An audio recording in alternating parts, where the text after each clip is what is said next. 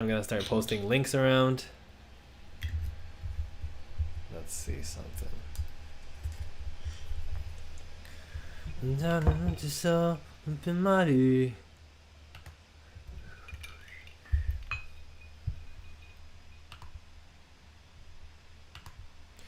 wanted to make sure that we had Twitch and YouTube live. I wanted to give that a try.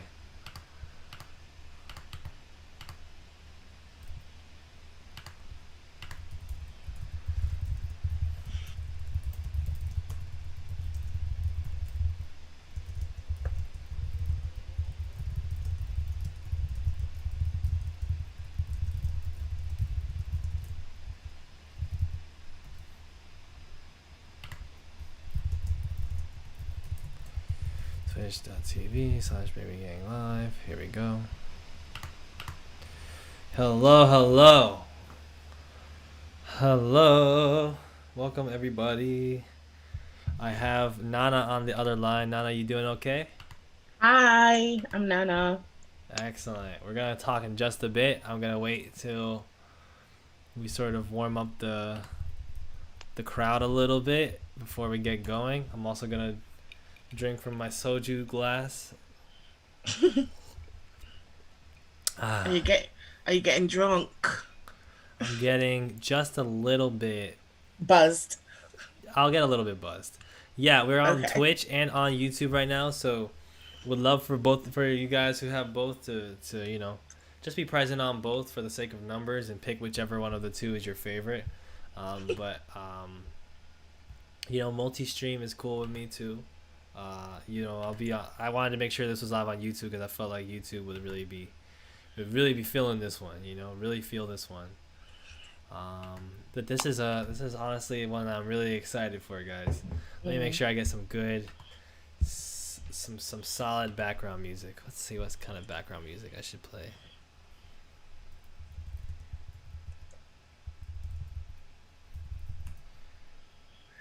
Play some city pop. Oh, copyright. Never mind. Yeah, I gotta avoid copyright, so I'm gonna put like a chill R&B beats mix. Very chill R&B beats mix. Lachi Malala says we talking about NCT Hollywood. Maybe we'll see. Oh God, I don't want to get lynched on the timeline. I mean, we'll see. We'll see what we. I don't know if there's anything really to say that everybody else isn't saying. So. I'll try to be very politically correct. Okay. Okay. I feel you on that. I'll see how much. I'm not usually very good at parsing the difference. I'm not usually good at holding back sometimes, Yeah. It's my opinion, so Yeah. I didn't say it's the truth. I'm just saying that's how I see it. Right. Though, I do have you on knowing that you are a person who has been you're quite knowledgeable on some of these topics, so Yeah. perhaps discussing and spreading knowledge will be the goal, and not so much trying to get killed. Yeah. Okay. Yeah, we're gonna try to have fun. We're gonna try to have fun and Yeah. be knowledgeable and thoughtful about It's not. conversation. Yeah, we're not being haters. We're just talking. Yeah, for sure. Even though the truth can be painful sometimes. It can't it? I feel like it I can. just feel like we're all mature, we can take it. And if you're not mature, mute the button. Sometimes it's tough. I'm sending the link. I'm sending the link around to folks. To see if they want to come by.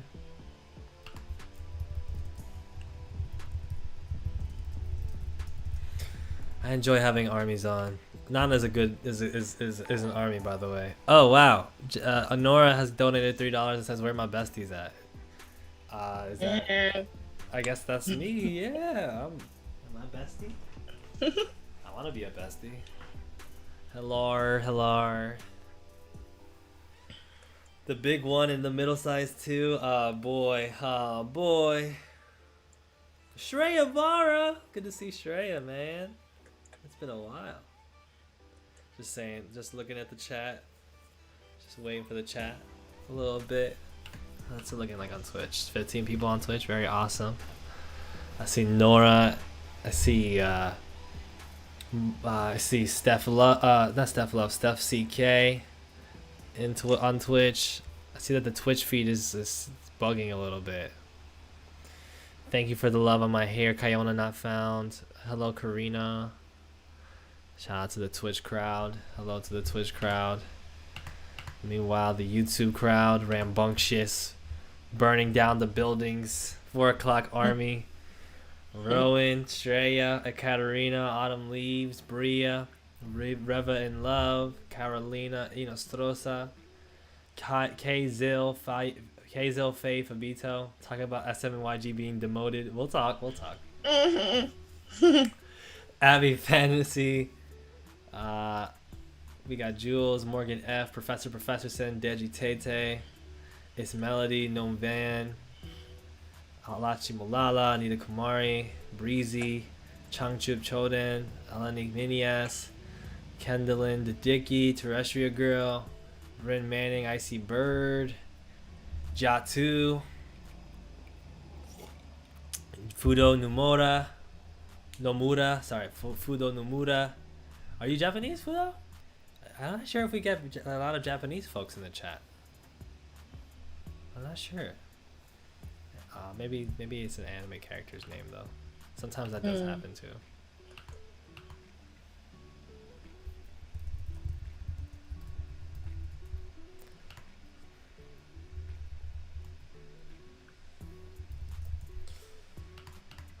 We got some fun, folks. This sounds like it's gonna be a spicy stream. Twitch hurts your brain right now, but you might hop back over. Okay, understood, Steph. As long as people are here, I just wanted to be on Twitch as well to see if I get some numbers over there.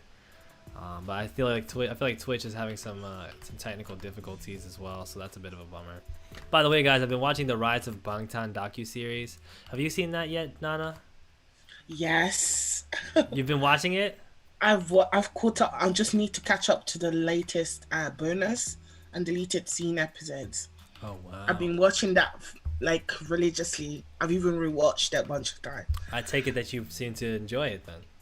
Oh my god, it's like nostalgia, like freaking straight in my veins, remembering stuff that I had forgotten, like shows that I remember waiting to watch, like Rookie King and.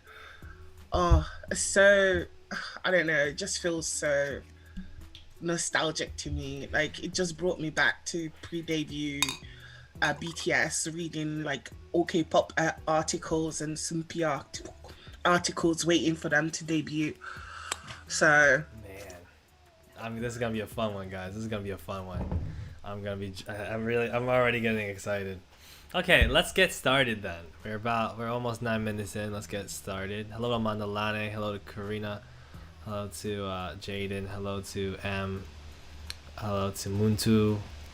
Tiramisu.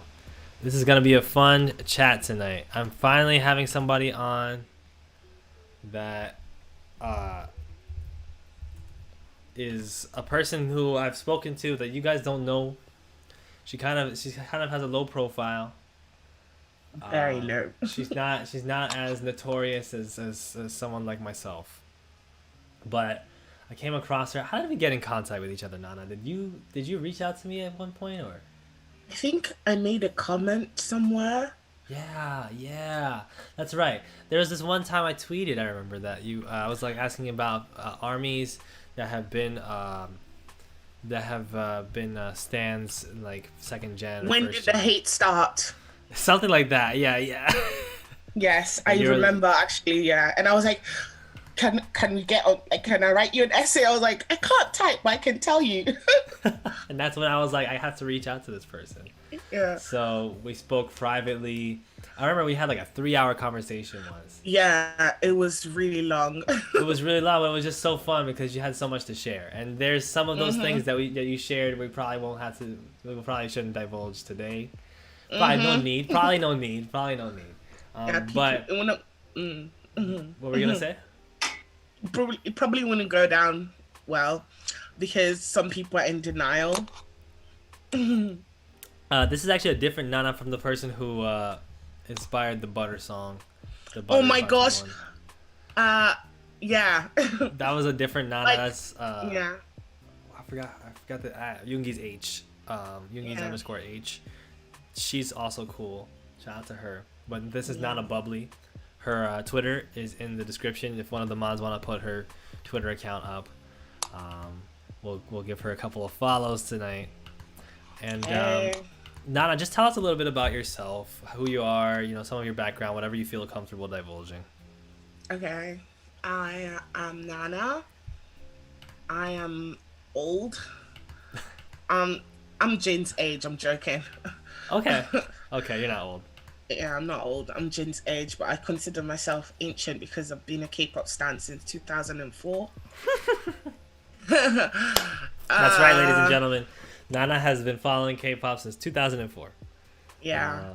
So if Pre you, pre YouTube videos. I'm talking obscure cinema tube like VO. I'm talking uh, like pixelated blogs, like pixelated. AOL, like Yahoo We have a couple of folks in video. the chat saying that you've been a stan since before they were born. Oh my god. I knew that was coming too. We have some young folks in the chat. Oh wow. Okay, that And made me she's feel and Nana's old. still young because she's still Jinsei. So but somehow she's a vet and I'm a a young young. vet. You're a young vet. You're a young soldier. Yeah. AOL, yeah, AOL has been name dropped. Somebody has asked if you're. I literally Were I you literally watched Big Bang's documentary before the debut. Yeah, yeah, we talked about that. You were a pre-debut Big Bang, I was Big a Bang stan. pre-debut VIP. You're a pre-debut VIP who, yeah, people don't even. I didn't even know when you told me that Big Bang At a had reality show. a reality show before debut. Hmm. They were like almost, kind of like twice, I guess, but like. Was Yeah, it like a competitive show? Not to start on Big Bang, but like, was it like a competitive show, or was it like it, like a reality show? I don't want to say it was competitive per se, but Hyun Sung, sorry, Hyun Sung from Highlight Beast. Yes, Yes, he was eliminated, and Cindy was eliminated, but he was brought back, that's and right. that's how Big Bang was five That's how Big Bang was five, and that's where we'll leave that for the for time them. being, and perhaps Yes, for the rest of eternity. Um, yes. yeah. So today, though, I do want to talk about K-pop history a little bit with you, Mhm. because you are, as the folks are saying in the chat, an icon. We have folks that are, younger than you have been following K-pop, which you told me actually that you followed K-pop since before it was called K-pop. Yeah, it was just Hallyu. It was just idol music. We weren't referred to as K-pop fan. It was just Hallyu wave, and it was mostly. It wasn't. There was no Western media present per se. Right. It was very Japanese, Chinese, like Taiwanese, Southeast Asians, and East Asians Right. press, Right. and also the reason why most of us got subtitles is because people in Singapore speak English, so some of them forums were run by Singaporeans, and sometimes they wrote in English, or people from Hong Kong, so they Right. wrote in English. So yeah, it was usually people who like from those areas that already spoke English that usually translated some of the content from K-pop, like from the dramas. So I was a drama fan before I became an idol fan, Right. and a variety show fan. Actually, I started watching X-Men, and I forgot the name now. It's like a romantic variety show. Oh, like And Let's Get Married, that one? no, it was before Let's Get Married. I actually watched the first season of Let's Get Married. Like I was watching it as it came out. How was The that? first season. Oh gosh. It was like it was first generation idols, like Crown J, YOB was in it, Huang Bo was in it with the guy from Double S 501. Um, uh, this girl from Jewelry was in it. So In Young was in it. She's from Jewelry. Um, who else? Oh, a Fly to the Sky member was on it. These are groups that are first generation groups. Yeah, so they were on it, and that was the first season. I watched the pilot. I watched second season pilot. I watched a lot of variety shows. I used to watch a lot of variety shows before I got into the idols because I saw the idols on the variety shows. So that's what got me into like, oh, let me look at the singers as well. It was really funny. It was a weird spiral. Actually, I came from Visual K, so Visual K. GAT, yeah, Japanese music. So GAT and like at NCL, Miyabi, Excellent. and These are names that I'm not even familiar with at all. Like I'm trying to yeah, like piece things together. Um. yeah. This is Moni Musume. Uh, Okay. yeah, yeah. I'm an old Japanese like entertainment head that slowly transitioned to Korean entertainment, and then that's how it went. But it came from me being a J-pop stan, like standing rock bands, Japanese rock bands first. That's awesome. How did you get into? So you must have been if you're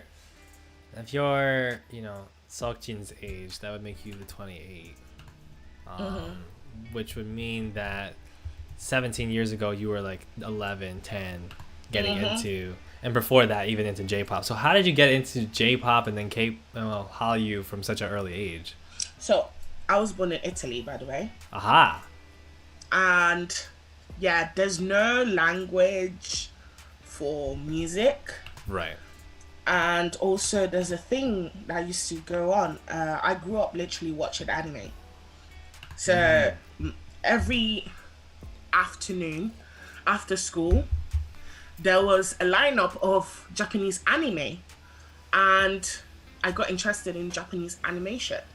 So I used to watch anime on there, and there was some channels. So MTV in Italy, every Tuesday at 9 p.m. in the evening, they would play Japanese animes like Inuyasha and play the original OST. Oh wow. So I heard that language. I was like, this is so good. And Slam Dunk, original OST was played on a TV channel called La Sette. So I was hearing this language. I was so fascinated. I was seeing people eat with chopsticks and have a completely different culture. And it was just, I was like, I found like a wonderland. And I didn't know there were people attached to it because I was still a kid. So I started being interested to the animation side. And then, the internet came. Right. And we started using a Yahoo search and AOL. And yeah, I started looking into, like, for example, I came to the UK and I started searching for the animes that I'd watched in Italy to like reminisce, and I started googling for it, like at AOL. And I say Google because now I'm used to Google, but it was Right. before Google was Google in the way it is. It was Yahoo search. So I Yahoo searched them. I can't believe I'm using this terminology. Yahoo searched. Yeah, yeah, yeah. Yeah, excellent. So I Yahoo searched them, and there was small like forums and communities that had like interest in it. So I joined them, I followed them, and it was just a downward spiral from there. And I just got interested in everything East Asian, and from there I got interested in Taiwanese bands, and then I got interested in Thai dramas and Filipino dramas. I touched base almost everywhere, and yeah, I never looked back since then. I mean, you must have a wealth of knowledge of like different Asian like media and entertainment, like Yeah, properties and stories. Like I can't even imagine it. I can't even imagine it. yeah, Um, more. I think you're more Asian than me. I wanna I wanna ask. So you mentioned how. Let me lower my mic a little bit. So you mentioned also, from there, as you've gotten into all these different, as you were into all these different media industries throughout Asia. Mm-hmm. Um, I feel like you also, well, okay, I don't feel like, sorry, the alcohol's already getting there. You also mentioned how, yeah, you just started getting into Hallyu from there. And so, Mm-hmm. when we get into the subject of Hallyu, when we get into the subject of K-pop, I want you to list to me sort of, from beginning to, let's say, to BTS, Mm. when uh, you start, like, which groups you stand or artists you stand, and like Oh my around when. God. If you could just give me, and I want you to give me like, just give me like, I'll tell you like the ones that made my heart palpitate because I stand everyone, yeah, yeah, the but the ones that strongest. I chose over everyone. So let me start with the group that made me stand Hmm. like Korean music in the first place. Storm Bang Shinki. What you guys know as TVXQ. I'll never use that name. I'm a Cassie. So DBSK is what I'll call them. So DBSK debuted in December 2003. Most people think it's 2004, but real Cassies know it's 2003. Yeah. Um, and Hug literally took my breath away. Wow. Like the first line, 하루만이 나 침대가 되고 싶어. I just died. I wanted to die. Like I was like, my little brain was like, that is a prince, and I want to marry him. Yeah. Excellent. So yeah, it was Domang Shinki first, and I want to say I got into Soju, but Soju wasn't marketed as a boy band at first. Right. They were marketed as a project, like entertainment project. So I didn't see them as a boy group per se. Right. Um, so I didn't really get into Soju like that. But I had my face. Obviously, I watched the variety shows because they were hilarious for my 11, 12-year-old mind. Oh, well, how old was I when Soju debuted? 2007? No, 2006. 6, I think. Right. It was like a little. That's Big Bang. 2006 Big Bang. Sonya Shida's 2007. Something she did. Oh my gosh, I remember pre-debut Soshi. Like, Pre-debut who? um, Oh, uh, Sonya Chide. Okay. yeah, pre-debut Sonya Shida, and um, What was that I'd like? Wait, say wait. Let's pause for a second. What was? What you? Why you bring that up? What do you remember? I bring that up because elves and Cassies are demons. They made those girls first year, like rookie years, a living hell. Like Black Ocean. Yeah. That's Cassie tradition. That's Cassie legacy. Elves and Cassies were let me not use that word. They were not okay. They were. Let's They just were say that. quite. They're They very behaved. territorial, They behaved badly. very badly. And we were using balloons back then, so I don't know what they were making a big fuss over. So yeah, a lot of the stuff people romanticize, I don't get because I literally lived through it. Hmm. So I didn't get the good old days. There's never been a better period than now to be a fan of K-pop or whatever you want to call it, A statement. idol music. And yeah, because there was no access the way there is now. You literally, the idols didn't even know you existed. Like Right. now they have an inkling they'll have fans on this side of the world. Right. Right. Right. Before we weren't even in the picture. When they said they were global, they meant Asia, Right. you know, Right. and maybe America. Like a little bit in But America. Yeah. Europe wasn't in the picture like at all. Right. And And you were born in Italy and you live in the UK now? yes, I've lived in the UK since I was 11. Right. So yeah, yeah, it Not some wasn't. Jenny Trin says Nana talk about the knife fight. Oh my God, Jenny. Hi, Jenny. I think that's one of my moods. Yeah, she Um, was begging you up. Shout out to her. yeah. Uh, I don't know how familiar you are with first gen groups. HOT and Seki had the weirdest rivalry.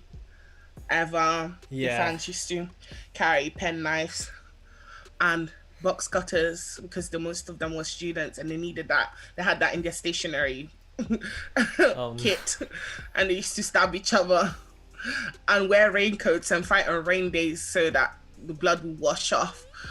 They were crazy. Well, this is before your time though, because you were you came in with DBSK. Yeah, but that's what I'm saying. Like Cassie inherit that mentality. Like SM fandoms tend to inherit the crazy. Right. So Yeah, so yeah. So folks used to stab each other. We were going through your list. So you had mentioned, of course, that DBSK was the first group that was that you stand, and then I want to say that I really, really stand Big Bang at the beginning, even up to like I want to say till Maid. I really stand them. till Made, right? Yeah, That's a long run. That's like an 11-year run. yeah. I'm a pretty loyal. It takes a lot to send me off your fandom culture, like because I'm not. Yeah, You've seen a lot. yeah, and then I want to say I was a Cloud at a point, which is Cloud. B's fandom. Beast, okay. BB. Oh. Rain. Rain. Oh, Rain. Okay. Yeah. B Rain. Okay. You just said rain twice, because B means rain. That's what. Oh, that's what that. Ah, look at us. We're learning Korean. Look at us, Yuri. If you're here, I just want to let you know that was a bad moment, and I'll be better. So you were a Rain fan. Yeah, I was a Cloud. I want to say I was a prima donna. I really love that band. That's What was prima donna? FD Island. FD Island. Yes. And I'm trying to think of the groups that stick out in my memory. I was a Showl. I was a Baby. I refused to use XL. I was an Exotic. You were an exotic. Yes. We've discussed this as well. Pre-XOL. Is there like a sentiment of like old school XOLs that they like just don't like the XOL name? Like, is that the thing, or is it like just you? A lot of us didn't like it, especially on YouTube. A lot of the people that were calling each other exotics didn't like. Because it was pre-EXO. It was when they were doing like, I forgot what their name was. You know how they had the SM rookies? Right. Yeah, it was. Yeah, there was a period where the EXO members were pre-EXO. So I forgot what they were called, to be honest. My memory is rusty there. I tend to block out certain fandoms out of my memories because they're traumatic. Yeah, well,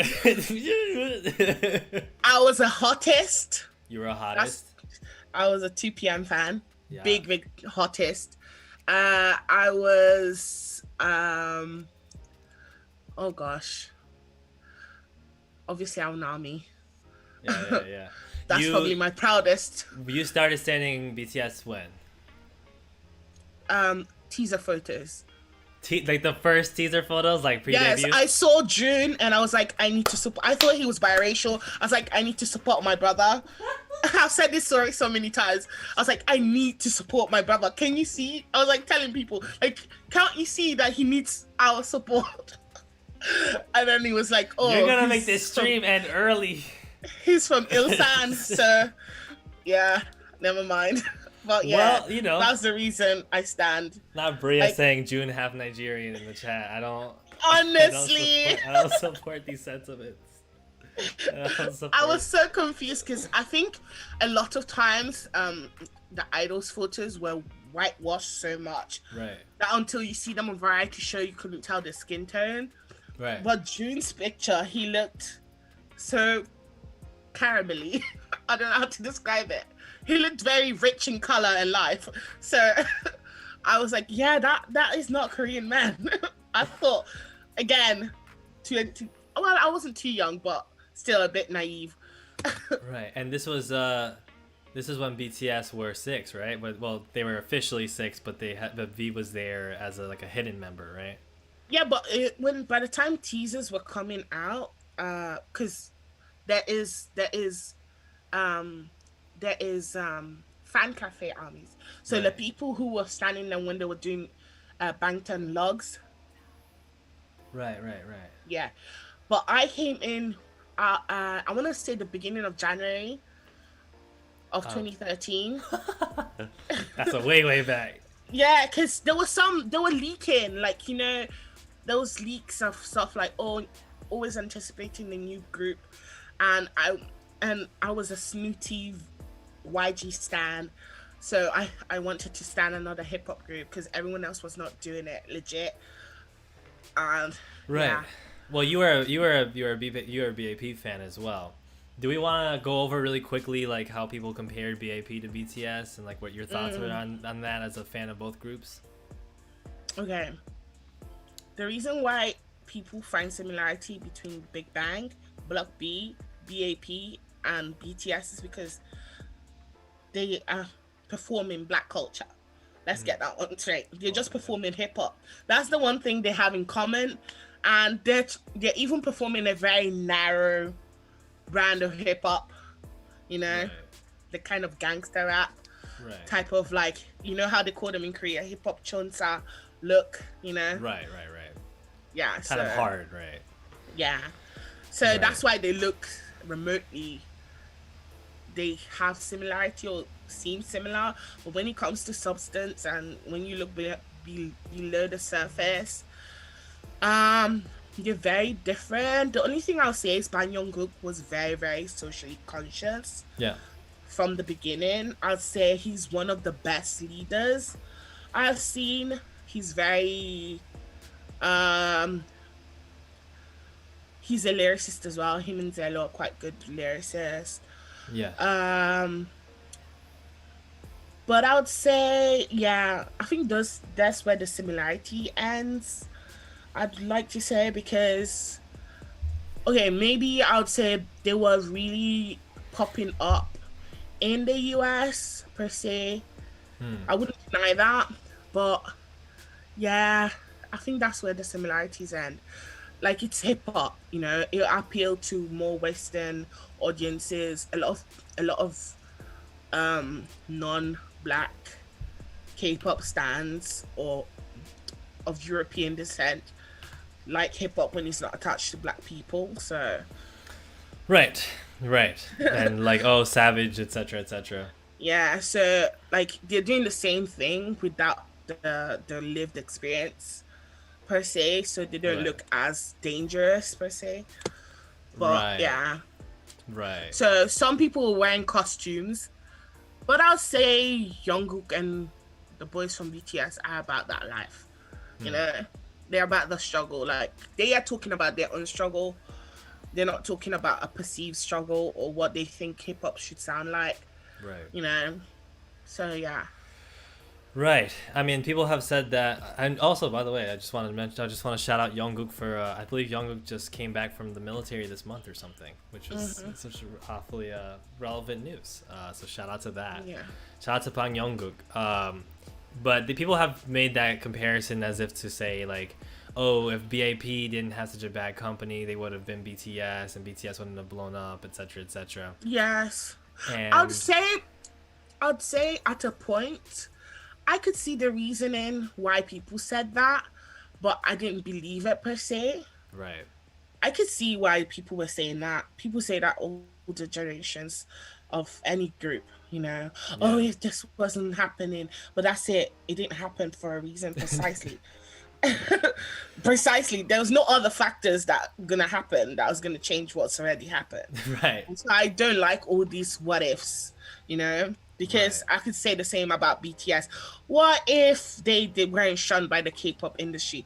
What if, J-Hope didn't want to leave at a point? What if, like, people weren't sending that tracks to June? Right. What if Right. what? What doesn't change the things are happening for a reason? Like, things happen and people need to let shit go. Because it's not gonna, like, you can't, it's not like a game of chat. Like, It's not a board game. You can't find the variables, and then there's no formula to this. And I feel like K-pop stands fall into this rut where they think success can be formulaic, and the Right. industry does the same. They think that there's a formula to success, and we have seen it time and time again that the most unprecedented is what succeeds. Right. So why try and apply formula instead of being authentic? Authenticity seems to work more, but Yeah. people still want formula, Right. and that's what's failing. I think that the docu-series we were talking about, the Rise of Bangtan docu-series, does a pretty good job of going over this, of That's like right. sort of outlining how the idol industry is, not only how it's perceived, but like, you know, stuff from the idols themselves, different Yeah. opinions of it, and generally agreeing that, you know, it is formulaic, as we know, and that, excuse me, at the same time, you know, Korean audiences tend to, you know, downplay K-pop, right? Downplay idol music, not really be into it after a certain age, especially, right? This is the thing that people say, you know, once you get past 21 years old in Korea, people look at you funny if you listen to idol music, and I think people kind of take this in some different ways, right? Where people will, you know, be like, "Oh, that's, you know, you shouldn't stigmatize a certain type of music, and you shouldn't, I you know, think we should all come to terms with what idol music is equivalent to in the right, West. In the West, idol music is equivalent to Disney Channel. right, I'm 28. I still watch Disney Channel. It's no one's gonna stop me from going to Disney World, but am I their audience? You know what I mean? It's the same with idol music. Idol music is the equivalent to Disney Channel in the Western world. The same way we perceive it to be kids pop, to perceive that it's for a younger audience, does it mean that adults don't consume it? no, Adults consume it, right, but it's not gonna be winning MTV awards. You know, it's not right, gonna be in the Billboard or Hot 100 or whatever. It's right, gonna have its own category. It's gonna have its own like Kids Choice Awards, you know? right. It's very, And yeah, many people don't know Korean people are very good protesters. So yeah, yeah. if they don't like it, they don't like it. Yeah, I mean, they like music that is very like emotionally riveting. Han and Jong, And very yeah. important, very important, Right. very important. And you know, that can, I mean, it's not to say like the ballad industry is like full of beautiful artistic achievement and wonder. Like there's a lot of formula to that as well, That's right. but it's just still addressed to a different type of audience, right? That's right. And you know, if you look at somebody like what Baekhyun is doing now, right? He's a soloist he's become, you know, quite popular in Korea. He's selling really well. And part of it is because his sound has moved into that place where he's like a solo artist who makes like R&B and like ballads, and like he's known as a vocalist, and that kind of thing is just more, it plays to the K-pop, like it plays to the wider audiences more in Korea because it feels like more substantive, right? And it feels like a more That's right. emotion evocative of emotions, one might say. And a lot of people don't know this. They see Mama and they see Melon Music Awards, and they see SMA and Golden Disc Awards. Those things are good and well, but the real money makers are the people that are attending the festivals, the All the Country Festival, the Apple Festival down in Daejeon, the Pine Festivals. Those are the real money makers. And who attend to those events? Trot singers. Yes, sir. Yes, sir. Trot is Like, awesome. I don't think many K-pop fans know that there is an obscene amount of festivals going on in South Korea. Even if you look at any university that is having an open day or is having a festival, a youth festival, or whatever, there's always going to be a trot singer for university students.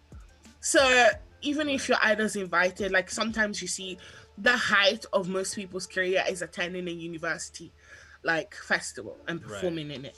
You know, like if AY is holding a festival, if SNU is holding a festival, if Kongok is holding a festival, you know, or the universities and the students being gathered there, or being invited to the military from most girl group, you know, Right. There's a Right. lot of festivals, and those are the real grabbers. So all the Atumas that attending market festivals or talent shows. Right. Right. Yeah. And that's a more consistent audience, and it's a more, it's a more general audience in Korea. But Yes. K-pop, as in idol music, is more the music that is exported, right? It's the music that these companies, and we're gonna talk about the companies in a bit, and we're also gonna zoom back out for a second because we kind of cut off your timeline. I think Okay. actually I might have finished it, but these K-pop companies like SM or Cube or whatever, they do get subsidized by the government, right? And they That's get right. encouraged by the government because what they're doing is seen Soft as power. soft power. It's exported to the rest of Asia. It's exported to Europe and the United States as representative of Korean music, something that can attract audiences and then bring audiences into K culture. That's right. And for that reason, that's why a lot of these companies are still breathing. And otherwise, if it were just about music and audiences, like just directly about making music and then attending to a general audience or building a fandom with a large audience, that wouldn't necessarily carry a lot of these companies. They wouldn't be able to financially survive. It's way too costly. That's why SM encourages sasaengs. Yep, yep. That's why SM very much encourages sasaengs, and we'll talk about that in a bit. We're gonna talk about SM, and I wanted to talk about companies today, but quickly, I just wanted to sort of clarify something. So the last time we spoke too, as we went over your timeline, we talked about your your different biggest artists, right? The ones that really had your heart aflutter. Last time you spoke, you basically I believe you told me that you from a 10-year period stand every artist from like SM, YG, and JYP. Is that correct, or am I stretching something? No, you're not stretching. You I stand stand all every of them. yes. Actually stand almost everybody that debut. I gave them 1 week each. Because the rotation of comeback was very I had nothing to do. The rotation I'm an only child. Like most of the rotation of the way companies really use artists was very you could really just stand everybody as an Right. international fan, because I didn't have to attend music shows, I didn't have to vote, I didn't have to go to fan sites, I didn't have to buy albums. Actually, I've never bought an album until BTS, you know, and I've been in this industry for a long ass time because yes, Asia is a bitch and Dream Market is a bitch. Before Amazon was shipping Korean albums and K-pop albums, you know. Right. Right. It's a lot of money. So yeah, so unless you had yes Asia and OG Market, it was very difficult, and Right. it all counted to gallon chart, I think. But yeah, Right. it was not conducive for anyone in Europe to do anything. So Right. our input wasn't really important. As an international fan, especially on the Western side, we didn't bring any value to fandoms. Right. So we were not. It was no necessary. Our loyalty wasn't like super necessary. Like we didn't have to soup back anybody. We didn't have to super be like, oh, I need to go and watch this show and sit in the audience. I need to sign up. I need to buy 5 million albums so I can get into this fan signing. I need to go on fan cafe and make a post so that I get my points so that my idols will see my post and comment on it. I don't have to Right. gather points because I know they don't know who the frick I am. They don't even know I exist. Right. So it was very that's why second gen is romanticized. The real reason is because we had no accents and we had no capital interest in K-pop. Like there was nothing we could do for them. All we could do was like them from a distance, and they were just pretty Yeah. toys. This is so cool. Look at these pretty people. All right. Yeah, like we had no input, we had no leverage over them. So our opinion, whether no matter how offended you were, no matter how offensive Dirty Cash from G Dragon wearing an afro with the afro pick was, no matter how offensive blackface was, no matter how offensive the African jokes were, I had no capital, so they weren't going to listen to some little old me. So I was very desensitized to the anti-black racism. Like literally, it was like, oh, they don't know any better, you know. So Right. hence why I could be a fan for so long, because I had no like vested interest. I wasn't their audience in my mind. I Right. wasn't their audience, Right. so So there it didn't wasn't like matter. it wasn't incumbent on you to really do anything, so you could just kind of Yeah, enjoy what they were doing without having any stake. And yeah. that meant I had that when no they had stake. bad things in, like when they were terrible things that they would do or say, it was you didn't have a stake in it anyway, so it was just like whatever. Yeah, I was like, oh, I guess that's how it works over there. You know, that's Mm, it was very, very, very arm's length type of relationship. So I never right. felt emotionally invested until I become an army. So Right. yeah, Right. if I'm being like the most invested that I've ever been was probably, if I'm honest, the biggest fandoms I can tell you that I was invested in was my first fandom, Cassiopeia, and then Army. If I'm being 100% honest, Damn. maybe a bit of hottest because like I feel like like when J Park left, like it broke my heart. I wanted to talk to you about that one. I did. I did want to talk about that one. He Which pretends he wasn't an idol. that was so. We need to take a time out. First of all, I need to take notes because I'm realizing that there's a lot to there's a lot to ask and go over. But let's go. Let's first of all, I want to say hello again to the folks that are in the chat. I want to say hello to Hi. Lachey, who's been really cool to and saying that they should like the stream. Thank you for telling people to like the stream. Thank you to Bria for doing the same. Folks, if you like the stream, that would be really, really nice. Thank you to Jenny Trin for showing up. Shout out to Vivi. Shout out to Regina. Shout out to Janelle. Shout out to Dominique, who's been very cool. Uh, we're gonna Dominique has mentioned something that we're gonna bring up in a second as well. Tiramisu, Blessed XO, Gia Quasar, KB, Professor Sin, Revolutionist, it's Alien. A different Nana is here as well. Shout out to Nana, Double Nanas. Shout out to It's Alien. Shout out to everybody. Shout out to everybody who's been here today. Thank you guys for so much kindness and respect. And let's keep this good stream energy going. Okay. Oh gosh, there's like 5 different questions that I can ask you from here because not only do I have questions, but folks in the chat have questions and things that they want you to talk about. I'm just Okay. gonna defer to what the folks in the chat. Hi Lucy. Hi keep Kira. keep keep me on track because I'm a very good divergent person. I can diverge very quickly, so keep me on track, please. Hi Boogie. Hi BJ. Yeah, I'll try my best to do so. So what a couple folks are asking is if you could explain what the bed hoppers insult means. Is that one? Is that one of my moods? A couple of your moods, a couple of your friends are suggesting that you talk about bed hoppers. Um. Yeah, that was one of the insults. International stands got.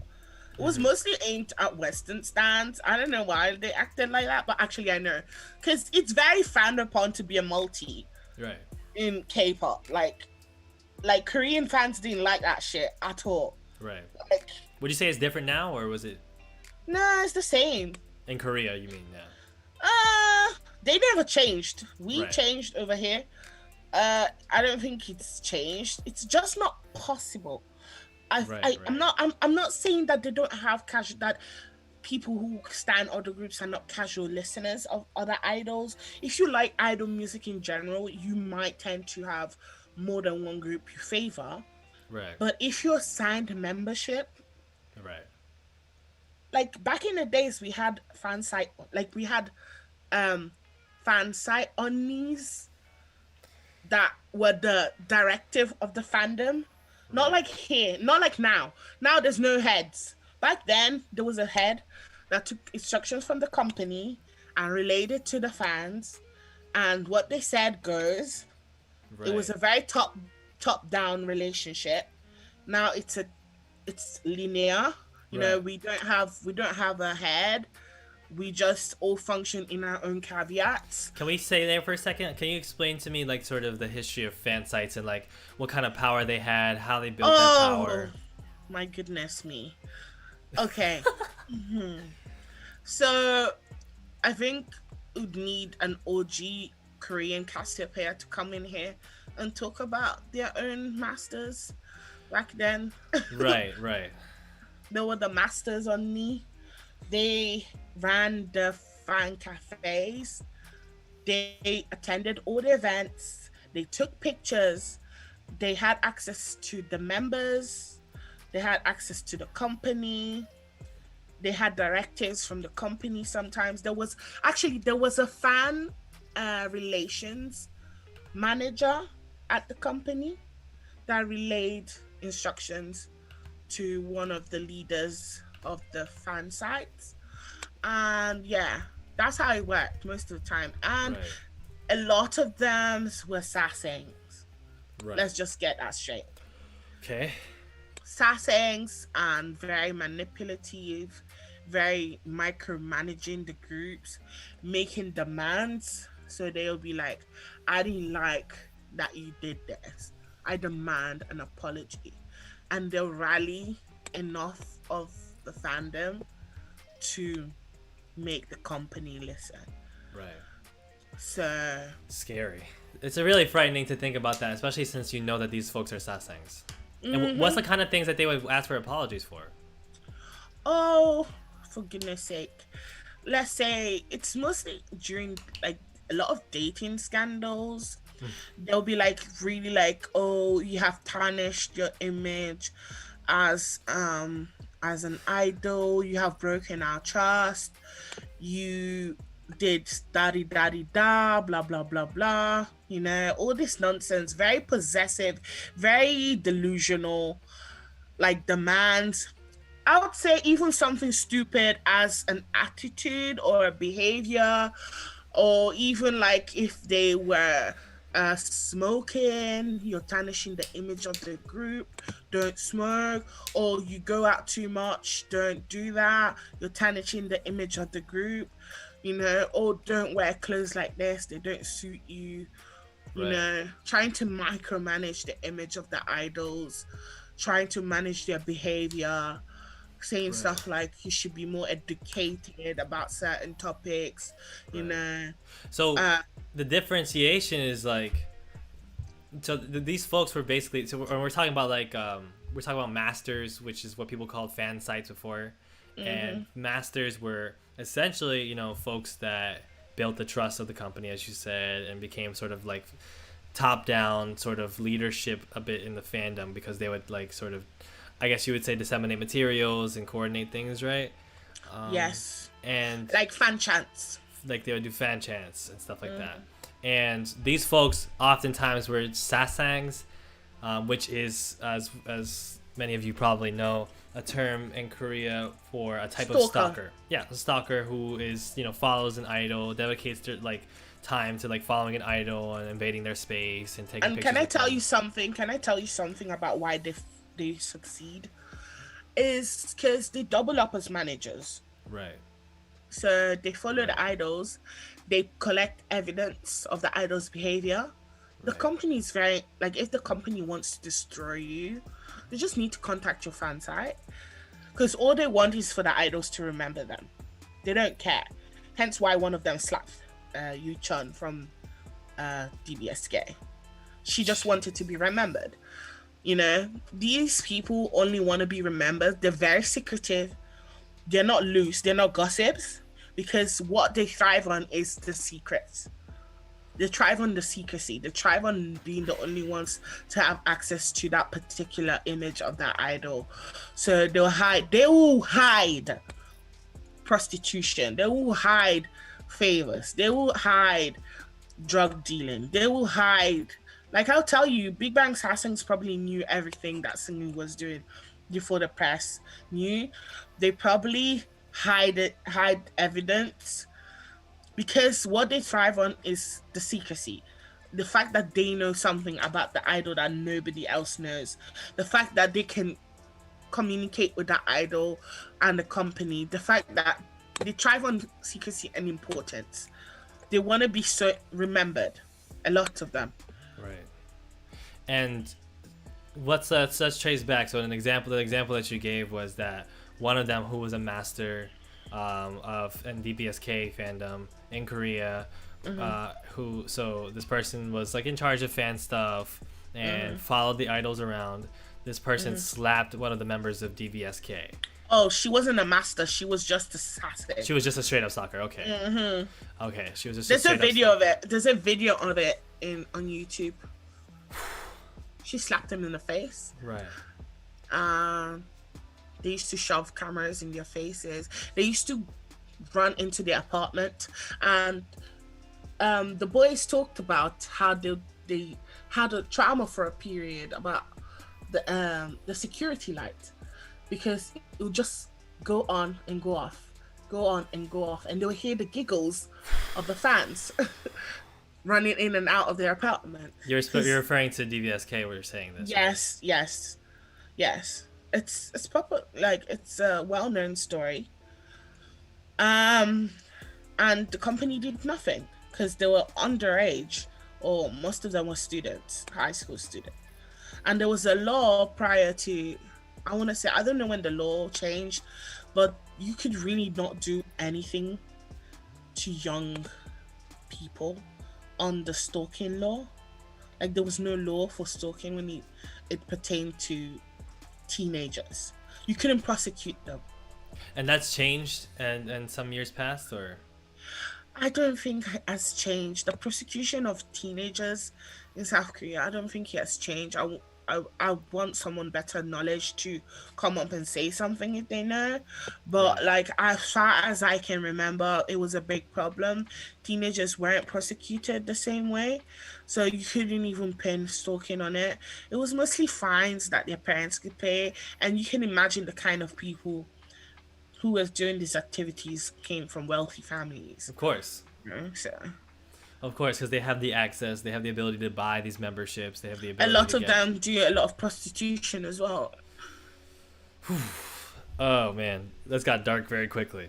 I'm sorry. But the dark side of K-pop. The dark side. This is a dark side of K-pop stream. Yeah, it happens in America too. So there you go. Exactly. The sasangs weren't necessarily fan sites, but sometimes they were. Is also something that you said. Let me just say something. For me, as far as I'm concerned, fan sites are sasangs. As far as I'm concerned. Okay. Very controversial, but as far as I'm concerned, you have no business having, I don't know much about cameras, 6mm camera and taking pictures of someone's paws. You have no business doing that. I don't care how enthusiastic you are, because most of them sell those materials. They're selling them. They're not doing it to, they're selling them so they can buy bulk CDs, so they can get into fan site, so they can take those pictures, you know? It's like a cycle. It's a cycle. It's such a bizarre thing too, because it's like, why would you, anyway. So for you, the sasangs, the fan sites represented a different type of sasang. Yeah, it's just a spectrum of sasang. There's a spectrum. Yes, right? there's a spectrum. And additionally, because I consider anti-fans sasangs as well, because some of them are very enthusiastic about their anti-agenda. Right. So it's just a spectrum. Those who are stalkers, those who stalk them, taking pictures of them, those who stalk them so they can know their secret, those who stalk them so that they can blackmail them, those who stalk them so that they can have like contact with them and they're obsessed with them, and those who hate them so they stalk them. You know, it's just a spectrum, but they're all the same animal, the same beast. Right, and those are those beasts, or that beast is part of what was like central to like the ecosystem of K-pop. That's right. And the obsession is what they thrive off of. That's what SM sells. They sell obsession. We could talk about more about stories about DBSK, because you mentioned aunties, and a lot of people have mentioned in the chat. Isn't there that one guy who got poisoned? And who was the guy who got poisoned? Yeah. Got poisoned. Yes. What happened to How did he get poisoned? Okay, so it was they were going to I want to say they were flying somewhere, and as usual, fans gathered at the airport. I don't know why the fuck that happens, Right. but anyway, what are you gonna do at an airport? Anyway, um, so one of the fans approached him. He thought she was a fan. She looked about his younger sister's age. She was 17, and she gave him a bottle of what he thought was orange juice, but he had super glue in it. And he's somebody who chugs. So he just chugged the whole thing. Next thing, there's a video of him circulating on the internet, being ran through the airport on his manager's back because he Jesus. passed out. So he forgave her. She wasn't prosecuted. He said that she was his sister's age, so he couldn't bring himself to it. And Oh, that cemented his image. That cemented his image as like a good guy. Is that what you're saying, or? That's right. I mean, he's the one who didn't get in the scandal recently, right? It was Changmin, right? Or was that? Or did I get No, no, that? no. He's the one that got into the scandal. Damn it! Well, it was like he was like, okay, we're not even gonna get into that. He But was like trying to get his peen wet. he was soliciting. He was soliciting activities. Yes. During in a pan. He was soliciting activities in a panini. In a panini. In a whole panini. So That was run, highly irresponsible. But let me not let my disappointment cloud me. So I'll just leave that to Right. the dogs. We'll just let I'm that leaving. be. I'm leaving in the space bubble of 2004 to 2008. Right, that was your DBSK days. Those are gone. Yes, This is no longer your concern. Yeah. DBSK is a fascinating group because they basically had everything. As you've already named like 3 or 4 DBSK related stories, right? Mm-hmm. When it comes to Sasang, They had the worst sassing. They had the worst. I don't care what anybody says. There's nobody that had the worst sassings than Dumbanjinki did. They had the worst because SM really, really sold that exclusive, like that boyfriend. Like, Could you explain that a bit? ah. Because people will talk about how SM doesn't protect their idols and doesn't. They defend don't. their idols. They don't. What you're saying They is that it's a step further than that, where they actively sort of encourage people to infringe Yes, on. they do. How? Excuse me. Like, let me be really brutal here. I'm gonna swear. How Okay. the fuck does a boy band, right? Right. A celebrity Right. have an apartment, right? Right. And the fans have access to the entry code. And they step into and giggle, and the boys can't do nothing about it. How the fuck does that happen? Is it not a fantasy? How did they get the code? That's what I'm trying to say. That's what I'm trying to say. Like, how the fuck does that shit happen? Like, it's just unheard of. Like, and also they leak schedules. If you really don't want people to know you're flying out, that's very easy way not to fly. First of all, I hate the airport culture in that K-pop promotes. That is nonsense. It's inconveniencing other people. It shouldn't be what it is. Right. Why are you gonna leak the idols' travel information and then make a trend out of airport outfits? Now, idols, to go viral, were going all out with their airport fashion. I saw some ridiculous airport fashion just so they could get a viral tweet, like a viral article on Cyworld or Naver. Right. They sold what is meant to be sort of like a moment for the idol to have some private time, or at least a time to get through their activities to get to the next thing after landing. And now it's no, actually this is the time. This is a runway now. This is you, and also you're gonna be crowded by a bazillion people who want to touch you and take pictures of you and poison you, etc., etc. And this is a top-down problem that Isuman encourages, right? It's part of his vision. It's not just like, oh, SM is careless, but like Actually, no, No, they're they're selling selling this. you. They're selling you blow up dolls. They're selling you toys. They're selling you make your own toy, make your own fantasy. I'm gonna tell you something really disgusting right now. All right, There so is earmuffs, something. everybody. There is something that happened that cemented that as I grew older, and I can say that probably last year is when he sent red flags in my brain, but it's a distant memory. So Donban Shinki had a thing called Banjun drama, and it's something like, let's say, House of Army if you're an army. It's just a comedic little skit, like how BTS does their little skits. Right. So Donban Shinki had Banjun drama, and in one of the Banjun drama, one of the episodes was one of the members getting into the van, finding out a fan fiction, typed out fanfic that was printed about a ship. So it was Yuno and Jejong. Yunje, that's what their ship name was. And he literally, this was literally played out for the fans to see. So we were, as the audience, we were told that Assassin got into the van, left the fan fiction, the artist got into the van, picked up the fan fiction, and went into the dream of the fan fiction. How sick is that? Yeah. Well, another thing, and this is something that did not just end. Oh, first of all, I want to let people know I will be leaving this stream up because I have to. But I would be happy if you guys took notes as well because there's a lot of information here. This is not just something that happened with DBSK, right?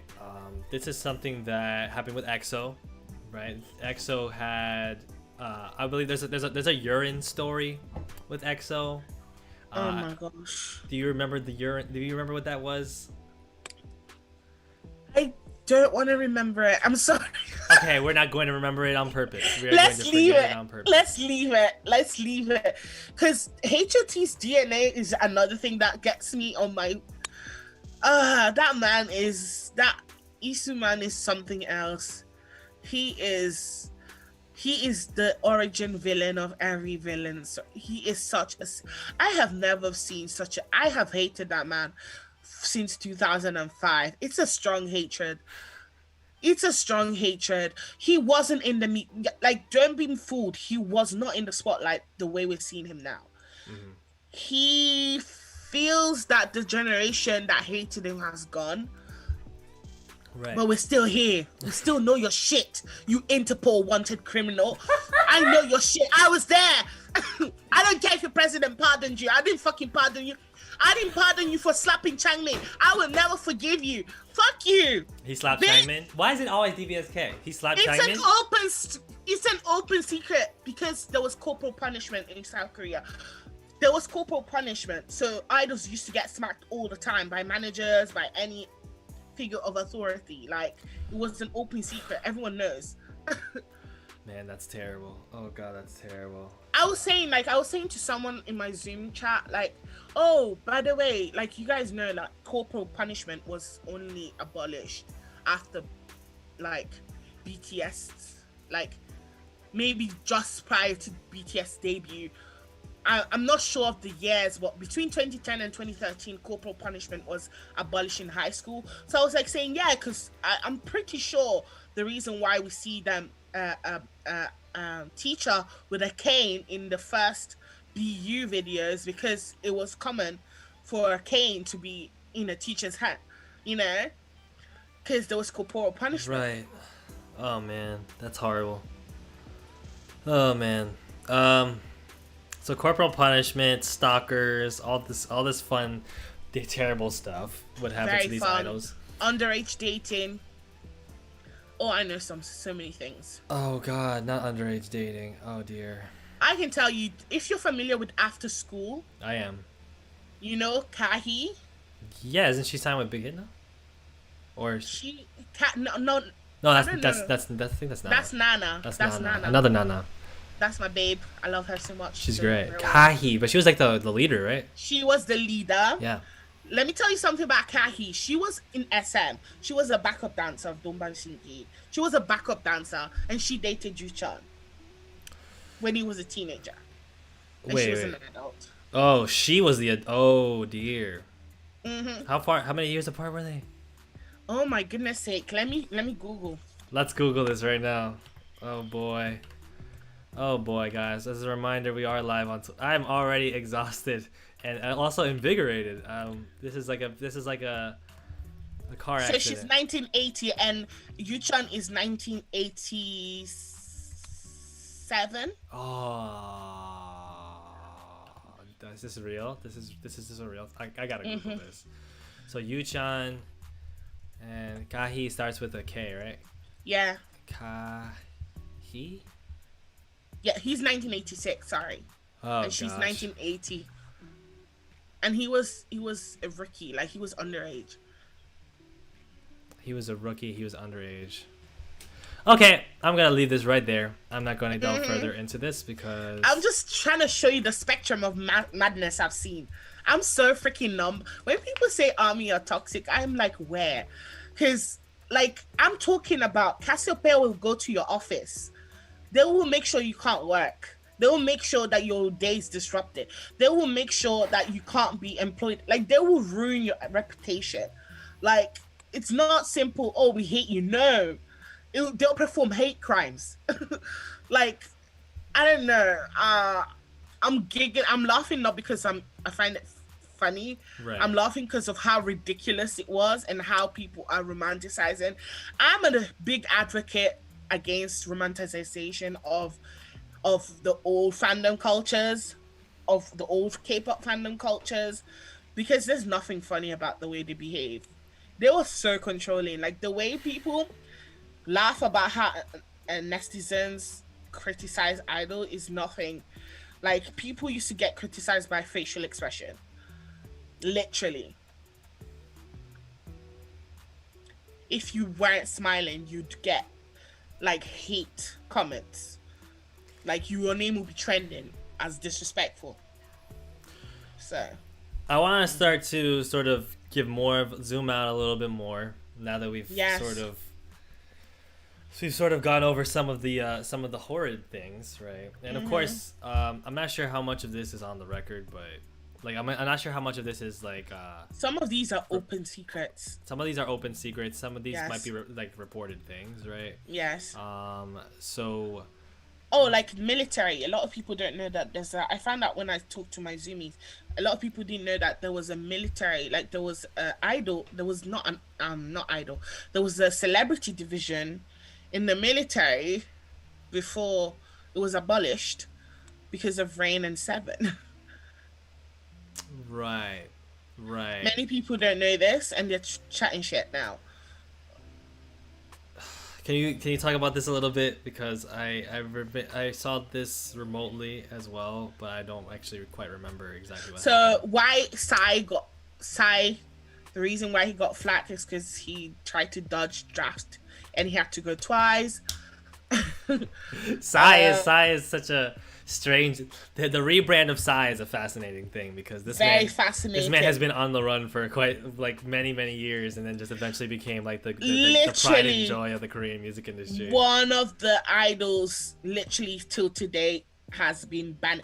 Like when people make allude to BTS trying to dodge draft, they don't know what they're alluding to. They're alluding to literally claiming that BTS want to become social pariahs. Right. They're alluding to BTS being exiled. I'm talking about there's a singer that has been exiled till Yeah, today he lives in China, because right? in the US he was in China and he was in the US Yeah. because he gave up his Korean citizenship to dodge the draft. Yep. He's been exiled till today. He has not been pardoned. Right. So for you to dodge military, yeah, it's not something you joke about. I don't think people understand the gravity of that accusation because the Korean public is very, very, very, very, very unsympathetic to celebrity and military enlistment. So You better go to the Marines. You better like, if you want to get on their good side, you better go to the hardest, Right. uh, drafted in the hardest division that you can possibly get to. That's why Hyunbin is so popular, because he went to the Marines. Like literally, the Okay, I mean, respect for him went 10 times, like, over, because he went to the Marines. my mom loves that band. My mom adores Hyunbin. He has a vice grip. Of course, Hmm. Hyunbin was most recently the star of Crash Landing on You, the That's K right. drama from 2020, which my mother adores, and that's why I know. But and you said that Psy like attempted to dodge the draft, and how did he not get exiled? Like what happened? He went twice, so he tried to dodge. So he did. You know what they do? You can get medical exemption. Right, he tried to get that. Yeah. So no. So you get a lower, like, you get like office work. Right, You right. understand? But they found out that his medical. I think they found out his medical files were forged, so he had to go on active duty. So he did it twice. So he went desk duty, and then Yes. people after he served his time found out, hey, you actually lied on your documents. You're gonna go Yeah. back in, and now you're gonna pick up a gun. Like that's what you're doing. Mhm. That's Mhm. hilarious. That's actually Mhm. the most funny thing I've ever heard in my life. Mhm. But Psy was like kind of so seen as like the troublemaker guy, in the industry. He was Plus, like, he's a chaebol. yeah, well, he's very rich. Yes, he came from wealth. So there's that. But then he also made music about like critiquing rich people, which was like kind of a funny thing. But you The know, irony. I I mean guess that's how music is that's. though. That's how it is. Mhm. It's always the people who have the money who make the people with money suck songs because they have the Mhm. ability to actually pay. Critique. Yeah, I guess. what I'm saying is like they have the money to be able to afford to do that without having to fear retribution. You know what I That's mean? right. And so that's my name is See. PSY. Mhm. Um, should we even talk about YG? Okay. Let's Ah, try our best since we've already gone over some of the most. Young Sok gives me heartburn. He's a predator. He is a predator. That's established because of what of his. That's a Because whole. Sweetie was literally under his labor. Yep. She literally, he groomed her. I'm sorry. I'm Yep. so, and she disappeared from the freaking industry. Like, she just disappeared. Just bad news. It's just all bad news. So screw that guy. But YG, you also followed a lot of YG groups over the Yes, years. I was big YG stan. Big, Um, big. Tell me about that, and tell me about like how you saw the development of the YG brand because I know that for a time period they weren't really making they weren't really a big company. Oh Like yes, they I were came in on the days of YG being the scruffy little ugly company. So they must be talented. yeah, Yeah, that's literally their brand. That was the original brand. right. Oh, we're ugly, so we're talented. That's why they marketed. That's how they marketed Big Mama. Big Mama. Yeah, that was Sucks, one of their girl groups. which is a horrible way to market a group, but yeah, there you go. Yeah, but and they were fat. So, Right, they oh, were by the way, there. I'm a fat girl, so I can say it. Right. They were fat and ugly, according to them. They didn't fit any standard whatsoever. So even one of the first music video, Breakaway, is literally them singing as fillers while the pretty girls are on stage lip syncing. Right. So Okay. it was very tongue in cheek with Big Mama. We Song was in YG one time. Perry, Master Wu, Gino Sean, uh, Little GD. Right. Literally, We also he was talked a little bit about GD and he was like. scouted. He was scouted by SM first, Mhm. and then he moved to YG. He moved to YG. He was very young, and under Yeah, SM, he was like 13. he like He was did a not. child Yeah. actor in. He was a child performer in YG. He did variety shows, Hmm. and then when he was in YG, he was their little mascot, you Right. know? Right. Literally grew up in YG. Grew up. I don't see that man ever leaving that company. Yeah, probably not. Probably not. I mean, let's sort of take a step forward for a second and step into the present for a second, because Okay. part of the reason that we're talking about this is because of the recent news. Now, of course, you Yes. probably know the news that Oh, I cackle. It's so satisfying to see your enemies go down. I And mean, I genuinely feel like Lee Man is my enemy. Like, I have a vengeance against that man. I want all the bad things that could happen to a human being to happen. I want him to stub his toe and not be able to bend down and rub it. That's the kind of agony I want him to be in every single day. I want him to go to the toilet and never have toilet paper forever. just very, just I every really, all of the whole spectrum of suffering. I really hate, like, maybe it's unhealthy, but I genuinely hate him with a passion. So the news is that YG and SM have been downgraded from blue chip companies to mid-sized businesses due to poor performance and increased equity losses, according to a report from let's see what the article's from. It's from the Bell, um, and this was a translation from TMI K-pop. SM and YG have no reason for disqualification in terms of corporate size. Total capital for both far exceeded the $7 billion standard for blue chip companies, and sales also met the standard. However, net profits and ROE, return on, I actually don't know what the E is. Investment, I don't know, deteriorated over the last 3 years. SM had a 3-year average net loss of 24.4 billion won and ROE of negative 3.4. YG a net loss of 1.8 billion won and ROE of minus 0.5%. SM Entertainment had a net loss of 80.3 billion won in 2020 due to a drop of sales and losses of investments. YG experienced a decline in its main business of album production and management.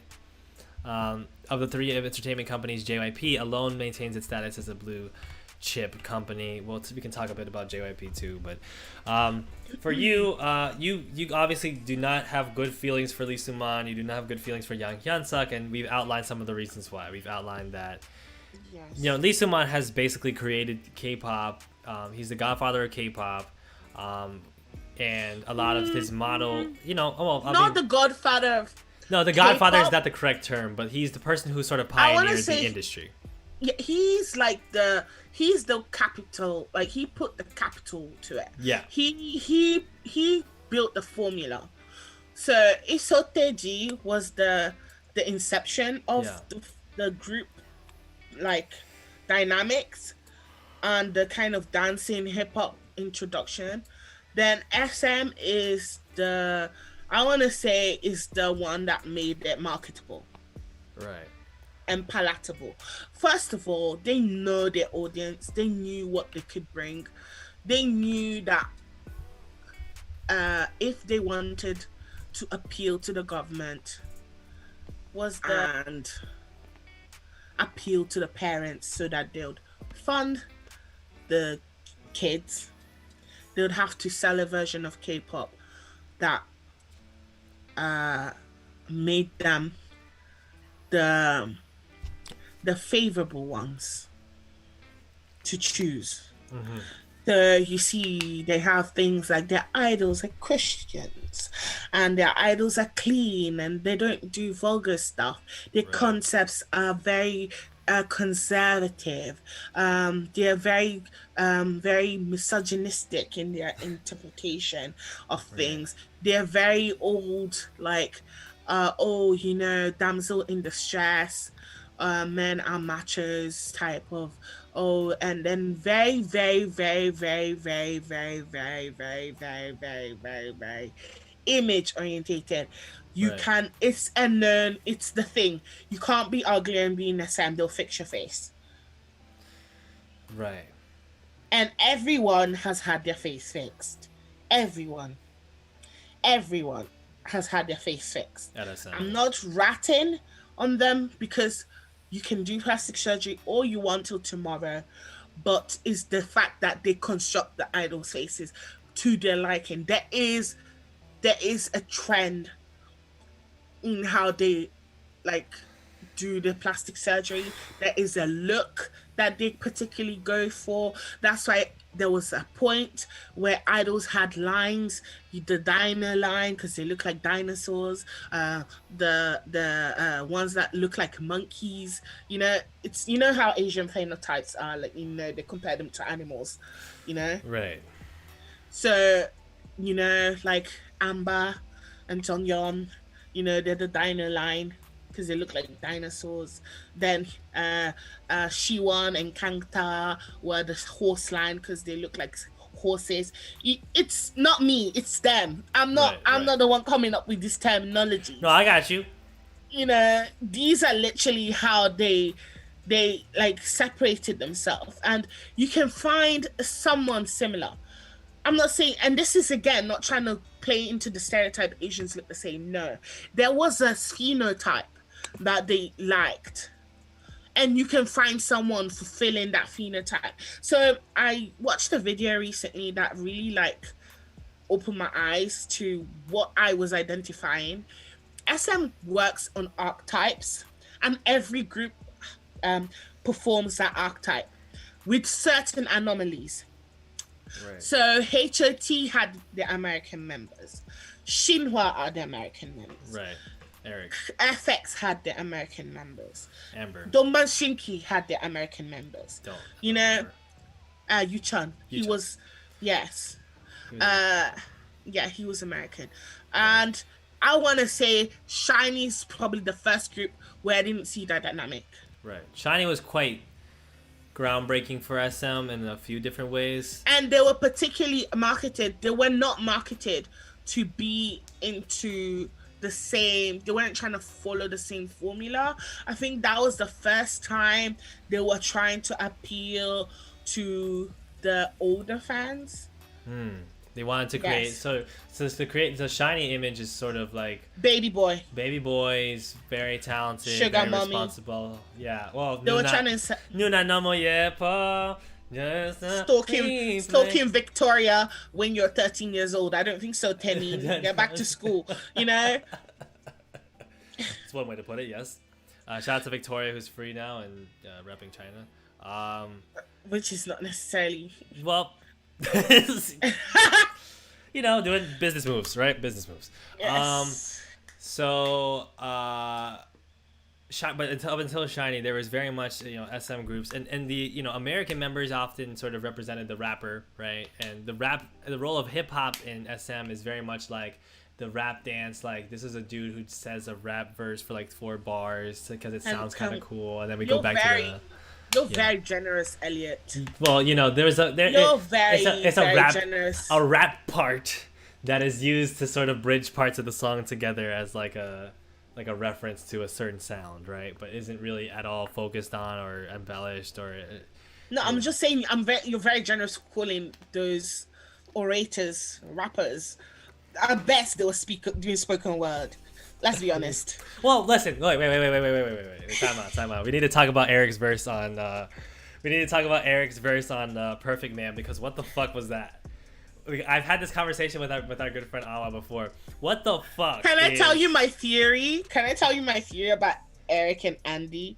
I'll tell you my theory, and you're probably gonna laugh. Okay. So, I think the reason why in TOP, which is the song with the N word, yes. I'll tell you what happened.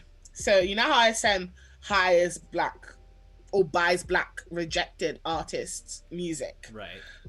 So they just had someone say he was going off rapping.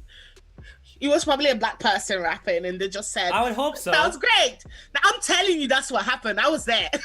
You were there. Okay. 1998, I was there. Okay. Yeah. Wait, we just reversed the timeline. You were actually there before. Okay. No, but seriously, that's how I see it, because I can't for the life of me see, because they don't. There's really like, so Eric and Andy's Americanness is very.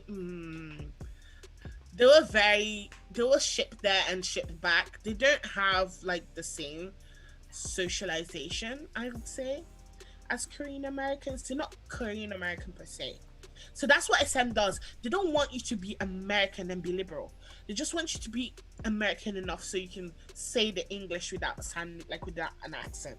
Do you understand what I'm And saying? even then, it's like just And sound. even then, it's still Dutch. But do you know why it's grammatically incorrect? It's because Well, it's not yeah. written I mean, by real yes. people. It's Google Translate. I just always want an What you gonna opportunity. do? What you want to do? I always want an opportunity to talk about the perfect man is who I be, sitting on top with ya, but more sicker, stronger than your knob liquor. Money, house, and clothes don't let the feds get ya. They not fear. They not fear. They not fear. Okay, back to our song about It's how I'm gonna be the right boyfriend for you. Like, what the fuck was that?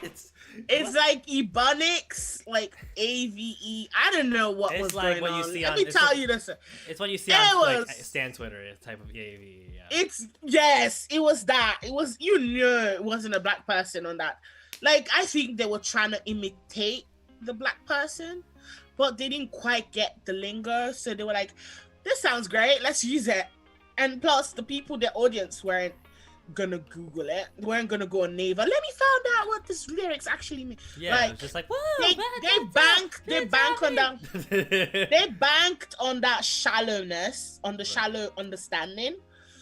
Because I know Korean fans went apeshit when Korean was used incorrectly. You know, they'll Don't be let like, the clues get "Excuse you. I me." apologize. It's not the feds. It's not the feds. It's don't let the clues get you. But let's also make it. Let's also take the time. It's not the feds get you. It's the clues get you. But let's like take some time to also talk about the time don't stop. The crime don't stop. So I won't stop till I'm sitting on top. To every home phone in the cells get parked, and every hard top get chopped till we drop. Which is bars. Which is absolute bars by Eric Isn't that Moon. poetry? It's Eric? beautiful. Eric is another. Let's. Let me not go there. I mean, I'm 'Cause not. I was a Shinwa Chanjo. Let me confess. I mean, Shinwa are quite legend. Shinwa are one of the groups that have retained something of a good image, and something of. I mean, nobody remembers anything about what actually happened when they were actually relevant. So it's like now they have a good image in terms of like, their separation from SM, how they went independent, how they retained a fandom, and how they were like pioneers and da da da. How they had a nude calendar. A what? A nude calendar. They were butt naked. Okay, Cheeks but what they? to the air. So cheeks were seen. Oh yeah. Where was Dingle seen? Was there Dingle? I'm searching my 11-year-old mind. Oh, I don't like where that would. I don't like how that. I don't like where that. Let's just I'm move searching. Yes, Let's leave it. move Let's on. leave it. Let's Alright. leave it. Because the Alright. memories are. My skin is literally. on. Oh god. But yeah, Oh, I dear. remember that infamous nude calendar. Anyway, I'm just gonna let's leave Google it without showing anybody. I'm just gonna Google it. Yeah. With that said, oh, I see. Oh. Okay. I mean, you know what?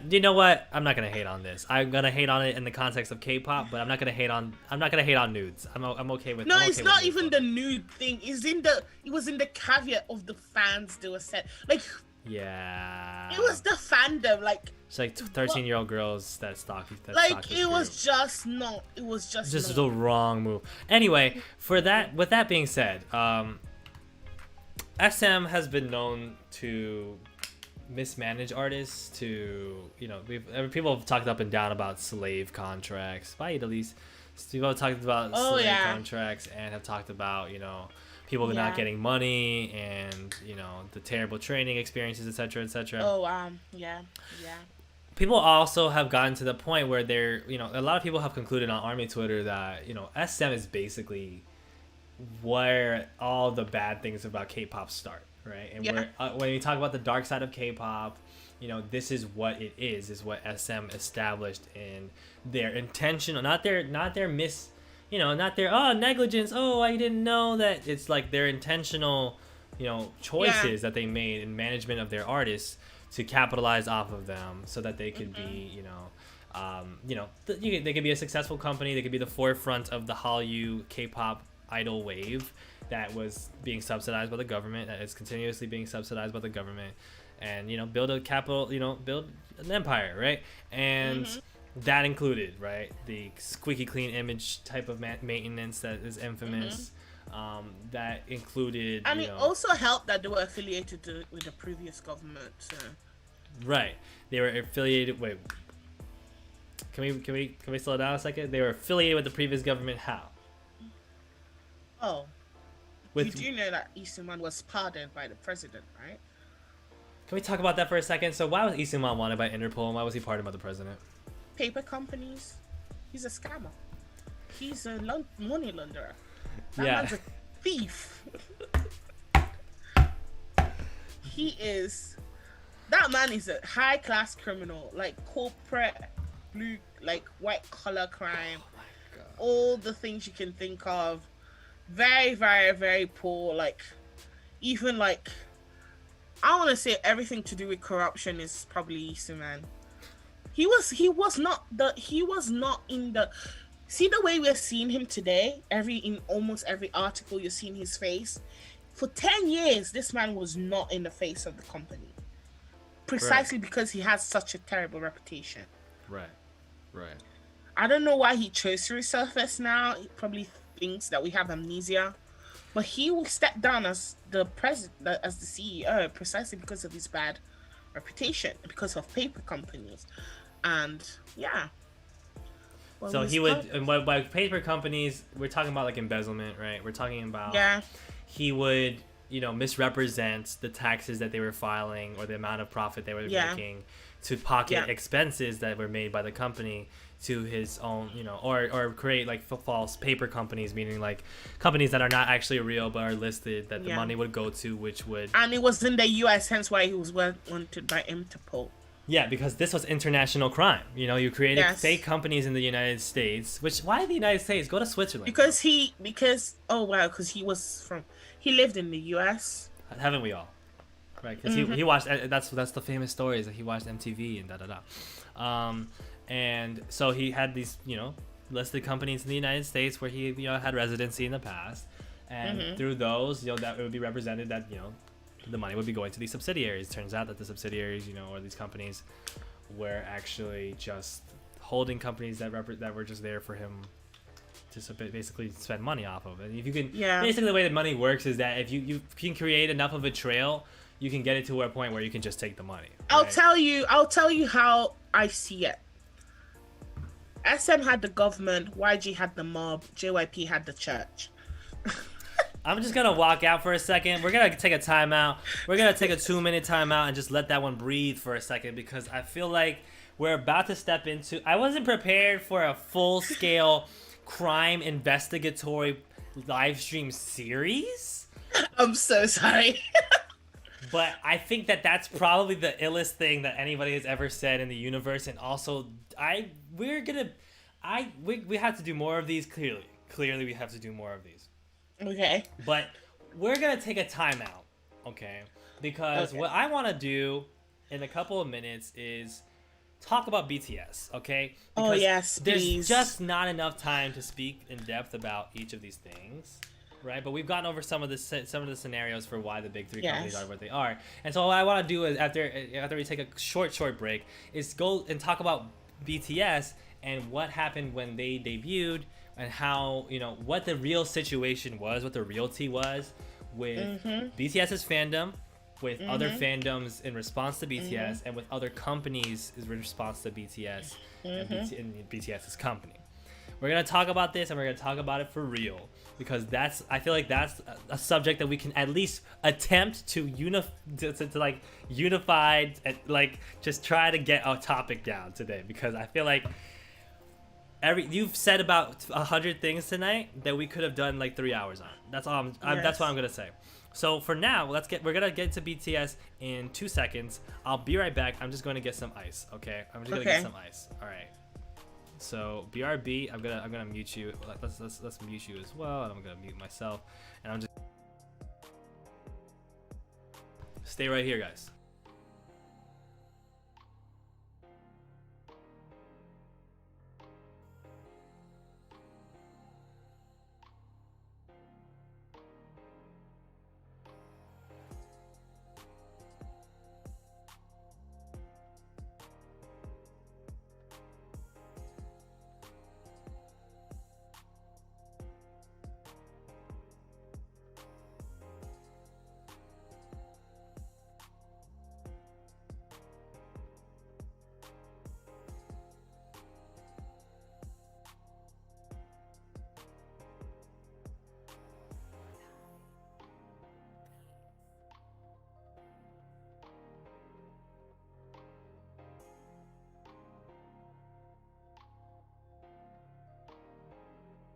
Is it hard?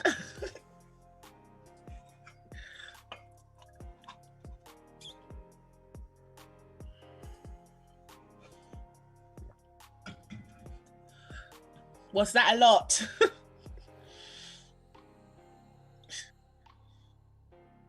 Okay, I'm back. We took a minute break. Welcome back, everybody. Everybody, strap in. I'm gonna drink. Hey. I'm gonna drink more. I might as well get through this whole. The stream is not sponsored by Sunhari, but Sunhari let me know. I'm just saying. We'll leave the conversation where we picked off. Nana said that SM had the government, YG had the mob, and JYP had the church. Don't know. Yes. I don't even know. I'm gonna just take a second to process that. And what we're not gonna go in depth today because there's no way. Yeah. Yeah. Perhaps we'll do streams on each company and really talk about it. But Yeah. what we'll talk about now is BTS, because as we said before, for those of you who are joining just recently, Nana is a pre-debut ARMY. Nana was here from started standing in January 2013, and has been a very passionate ARMY since. Nana is a person who, if you hear people talk about second gen armies or second gen K-pop stands and first gen K-pop stands and how K-pop was before BTS and what BTS actually represent in the spectrum of K-pop, and you know, when you hear people like K-pop journalists and K-pop academics talk about how armies have no context of history, etc., etc., Nana is an ARMY who very much has a context of history. Not saying that she's a historian, not saying that she is, you know, irrefutable, but she is a person who knows things and she's been around. With that being said, also Nana's not in her 80s. Nana is a lively young woman. I'm a very old lady. You're not a very old lady. I get it cut out. Jin's gonna hate me for this. I want to do like sort of a timeline because we're seeing the rise of Bangtan series pop up that people have been telling me about, and I just started watching it. I think it's very good, and you love it. Oh yes, and very well done. I think that might help as well because it's helped you refresh some of your memories about things, possibly. Mm-hmm. And so, with that being said, I wanted the Nana timeline, right? There's a lot of things in the rise of Bangtan that are gonna get covered, but there's some things that are not. So tonight, let's really talk about it. First and foremost, 2013 January. How do you hear about BTS? Why? And you know, what's the situation? So,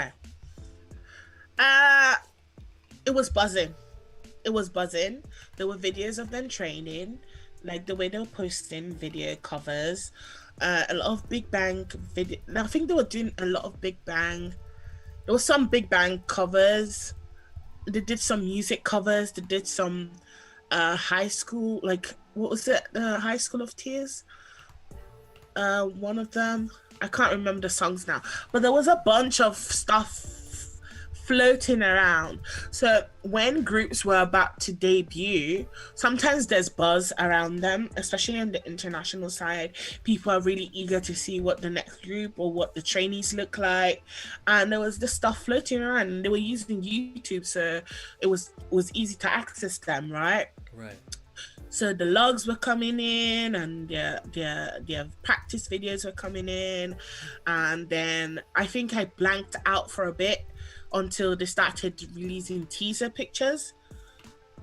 And then the moment I saw June, I was like, yeah, I'm going to keep an eye on this group 100%. And then No More Dream came out, and then I fell in love with J-Hope. I'm such a weak person. I mean, no, you're not weak for falling in love with J-Hope. You're a normal human being. No, I'm weak. I know because I know exactly what I thought then, so I know why I'm saying I'm weak. I can't expose myself on camera. Just know I was weak. It was weakness that made me fall in love. So anyway, J-Hope really caught my eyes. June was from Ilsan, so I knew it wasn't a brother. I know I'm laughing, but it was so funny. Now looking back at it, I was so like, what made me think? Anyway, so yeah, I was really like interested in them. I was so shocked. I really loved their debut. I really loved the rapping. It was really good. Like prior to them, like the rapping wasn't really hard hitting like that. Right. It was just, oh yeah, Konglish, like fun Konglish, you know, you kind of understood kind of, but no, this was really good Right. rapping. Like that was probably, unless it was a K hip hop, or even if when I'm talking in the fan sphere, in the idol sphere, uh, it was Zico, Bang Young-gook, Bang and Young-gook. Top were the idols for me that had in presence that, oh, they were really good rappers. So, but when I heard June, when I heard Sugar, when I heard J Hope's flow, I was like, yeah, no, these are not idol rappers.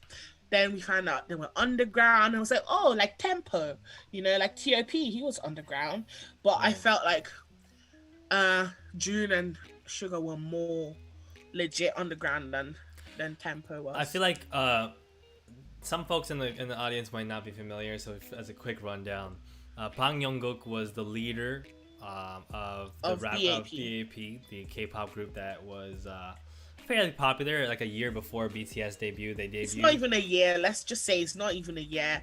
It wasn't even a solid year. It was 2012. Right. Let me search my baby brain.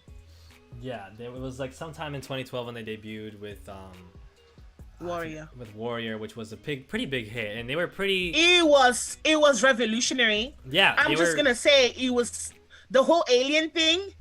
Really good. They had the Really alien good. concept. Mato They keys.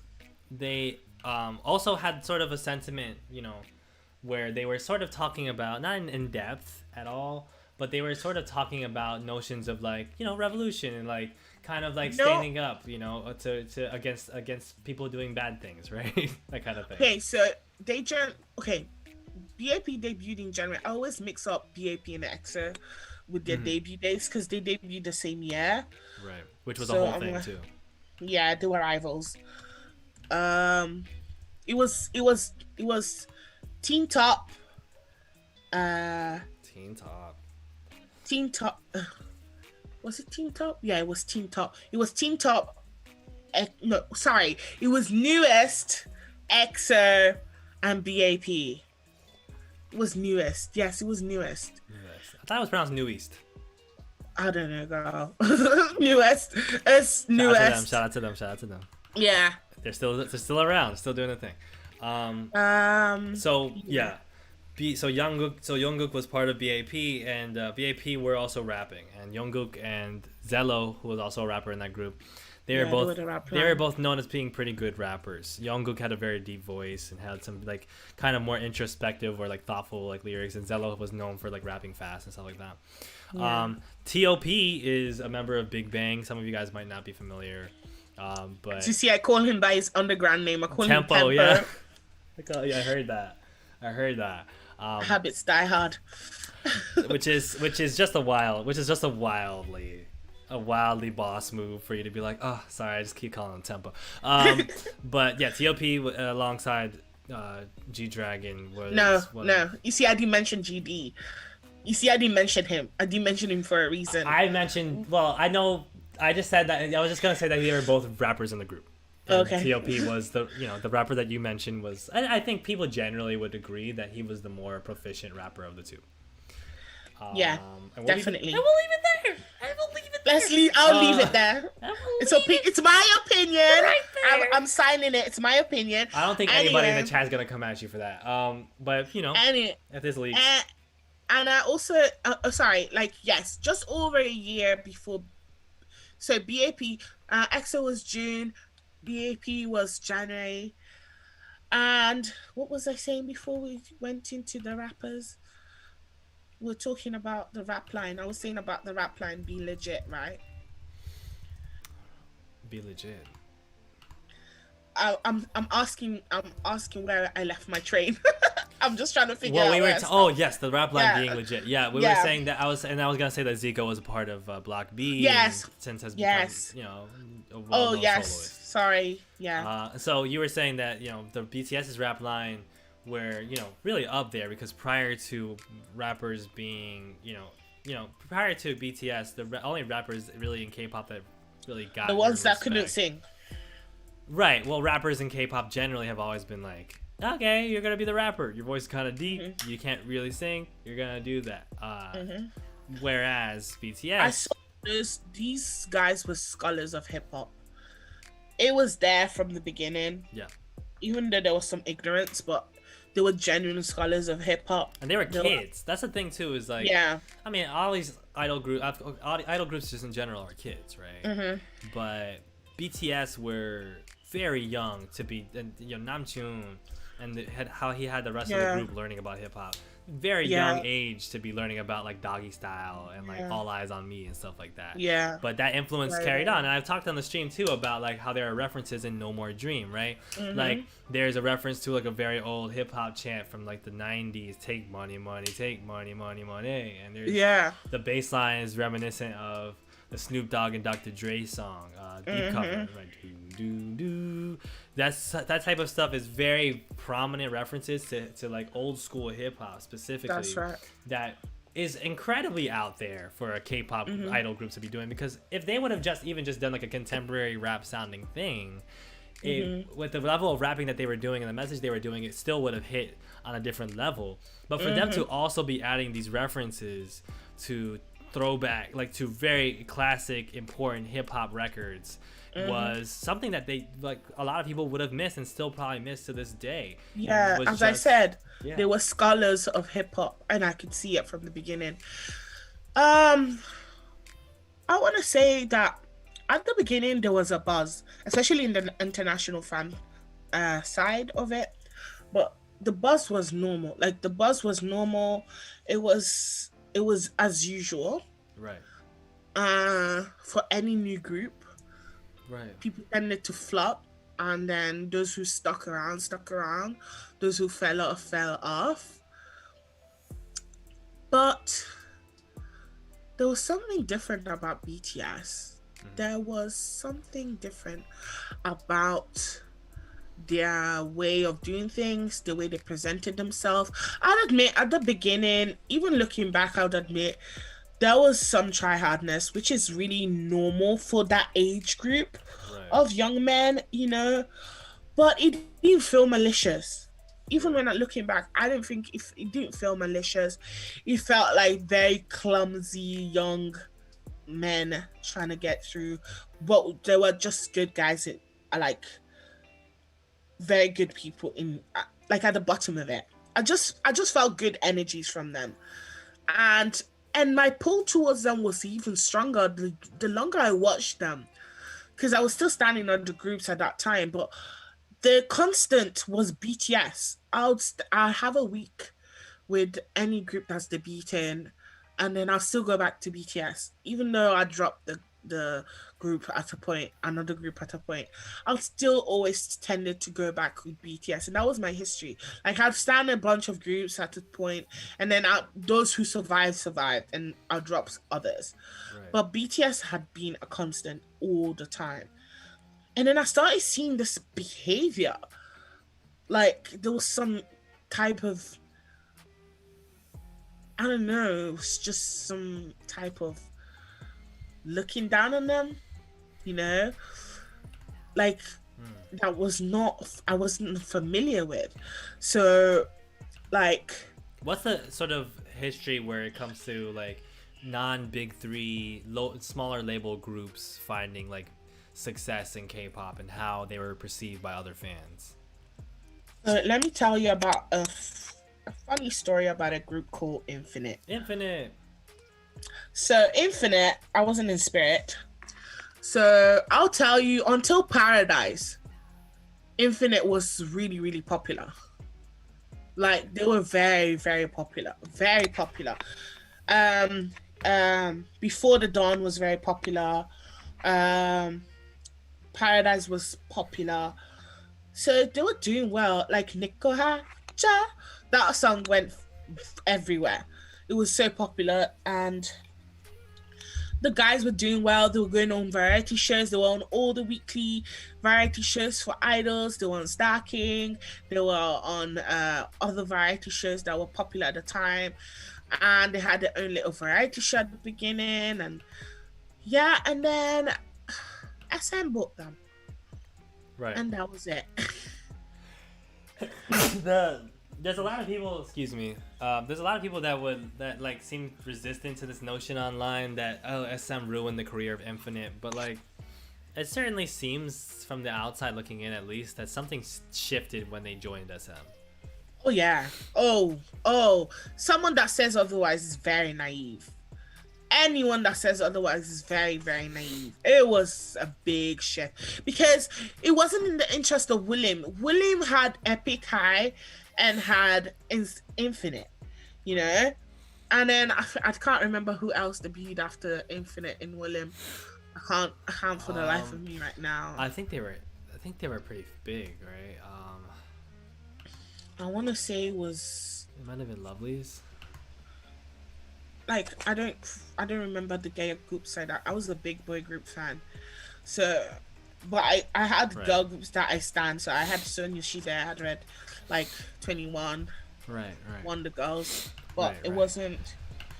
I wasn't big on, and also it wasn't really easy to stand smaller companies because there weren't that many that were making it to the international press per se. Do you understand what Right. I'm saying? Like they weren't making Right. it on Sumpy, they weren't making it on OK Pop, Right. they Right. weren't Right. making it on Soul Beats. They weren't really popping like that unless you Right. were a big three. But yeah, but after a while, I guess they expanded because many people forget. But then this that's happening to big three. At a point, big three weren't big three; they were big four. Like many people forget, DSP was DSP. very pioneer. Literally, was the rival of SM. Right. Kaseki wasn't a DSP. Double S501 was DBSK's Yeah. rival. They were in DBS. They were in DSP. Kara was in Yeah. DSP. Kinda. Yeah. So So from there, there's not like much of a precedent, right, of groups from small labels um, blowing up, right? But unless the concept was so unique. So right, let me tell you, like, what non-big three groups stand out to my memory. I want to say FT Island and CN Blue. CM The Blue. flower rock was a big FNC plot, like marketing technique.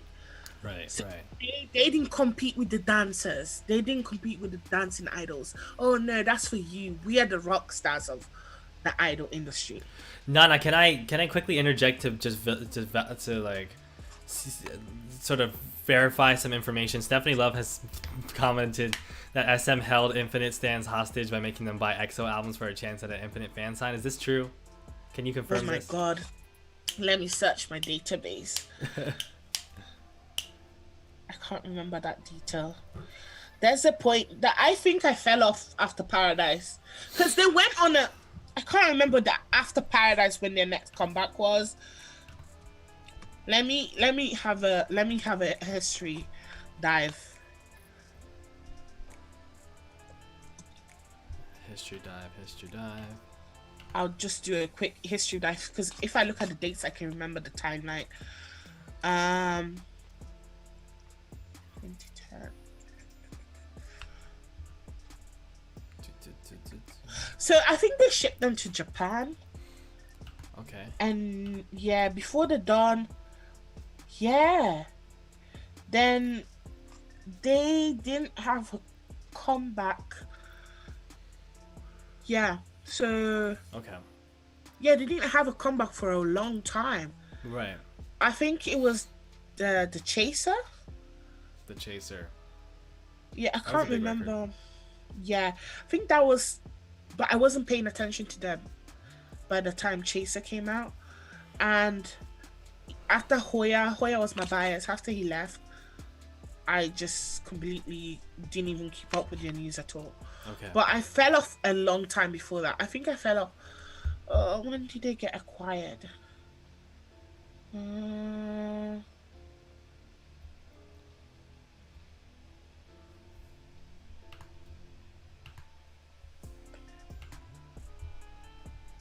Yeah. are you having dates in front of you, or am I the one picking up the dates? I don't have any data in front. Wait. What do you mean by data? Are you Dates. dates? No. Well, I mean, I know that the Over the Top album was released in 2011. Then there's a Japanese album in 2013. There's a season 2 album that comes out in 2014. That's on there, still under Wulim, and Lowen Entertainment as well, which is part of Kakao M, which is Kakao M before. Yeah. So I think that was when they were affiliated under SM. Yeah, that's when they were with SM CNC. That record did pretty well. And then there was... They fell off. I know that Wuhan and Key had songs together. I fell off around that period. Let me just say that. I fell off after the third year. I didn't stick around much after a while. Okay. Because they weren't really coming back so much. They weren't doing many comeback. I think they went on tour for a long ass time. Right. For like a year. Right. And so that was sort of to pull back for a second, because we've been off topic for a bit. I can't remember the hostage situation because I wasn't active in the fandom at that point. Okay. So, but that's just to say that the Infinite was a rare group that outside was not in the big 3 or big 4 that did well. And then other than that, it was mainly like flower rock bands that were like, idol groups that did well in K-pop. And the next one was BAP. BAP, which came right before, right around the time of EXO and right before BTS, thusly. And Teen Top at a point had a good. Teen Top had a good run at the beginning, and then newest was more popular than EXO. The debut song Face did better than EXO. Right, EXO's early records were not doing that well up until Ground. They weren't liked. They weren't very much liked. Yeah, it took a second for EXO. So during that time period, but this is all to sort of preface a conversation about what happens with BTS, because on one hand there is that situation where, okay, yes, BTS are a group from a small label at the time, Big Hit Entertainment, and they're not getting, they're suddenly gaining quite a bit of steam, and it's not completely abnormal, right, for that to be happening, but it is pretty rare. And they're in order for them to do it, it's their uniqueness is what really brings that to the forefront.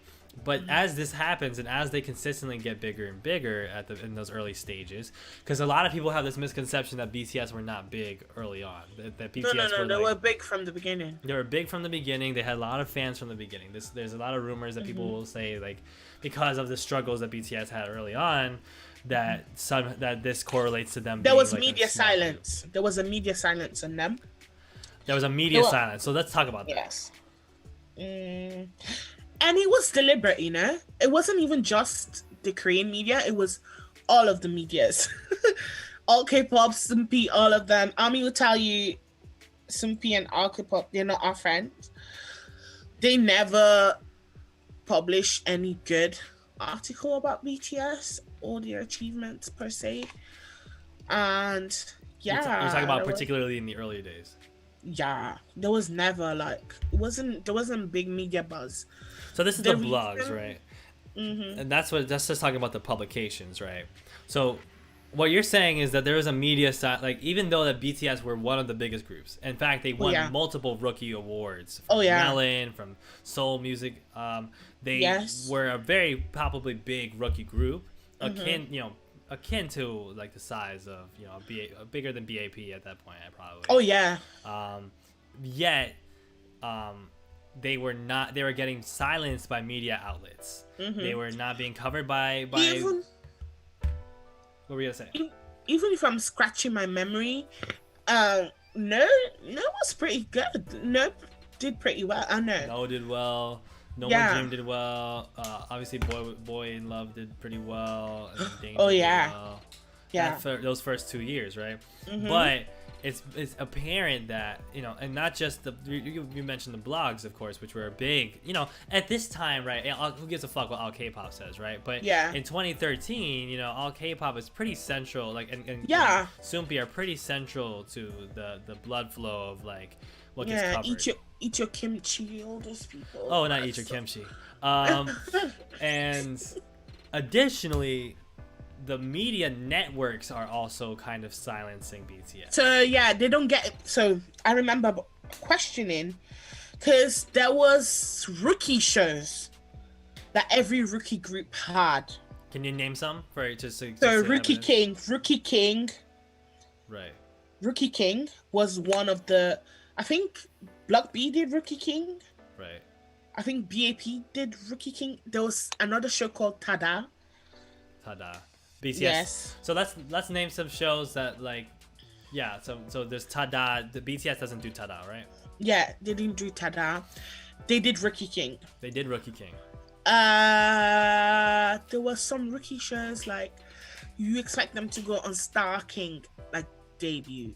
Yeah, that's usually the year that Star King usually, but instead they went quite late. They're quite late bloomers on the Korean variety show, which I was baffled by. I was baffled by the lack of them in Korean variety shows, because that's how I used to get to know the idols, right? You watch them on variety show, you watch them on the talk show, and rookies used to always be there, even as fillers. You know, they were the reactors and of most of the performance. Like if there was, like in Star King, if there was somebody coming in with a crazy gift, they'll be the ones in the audience making all the fuss.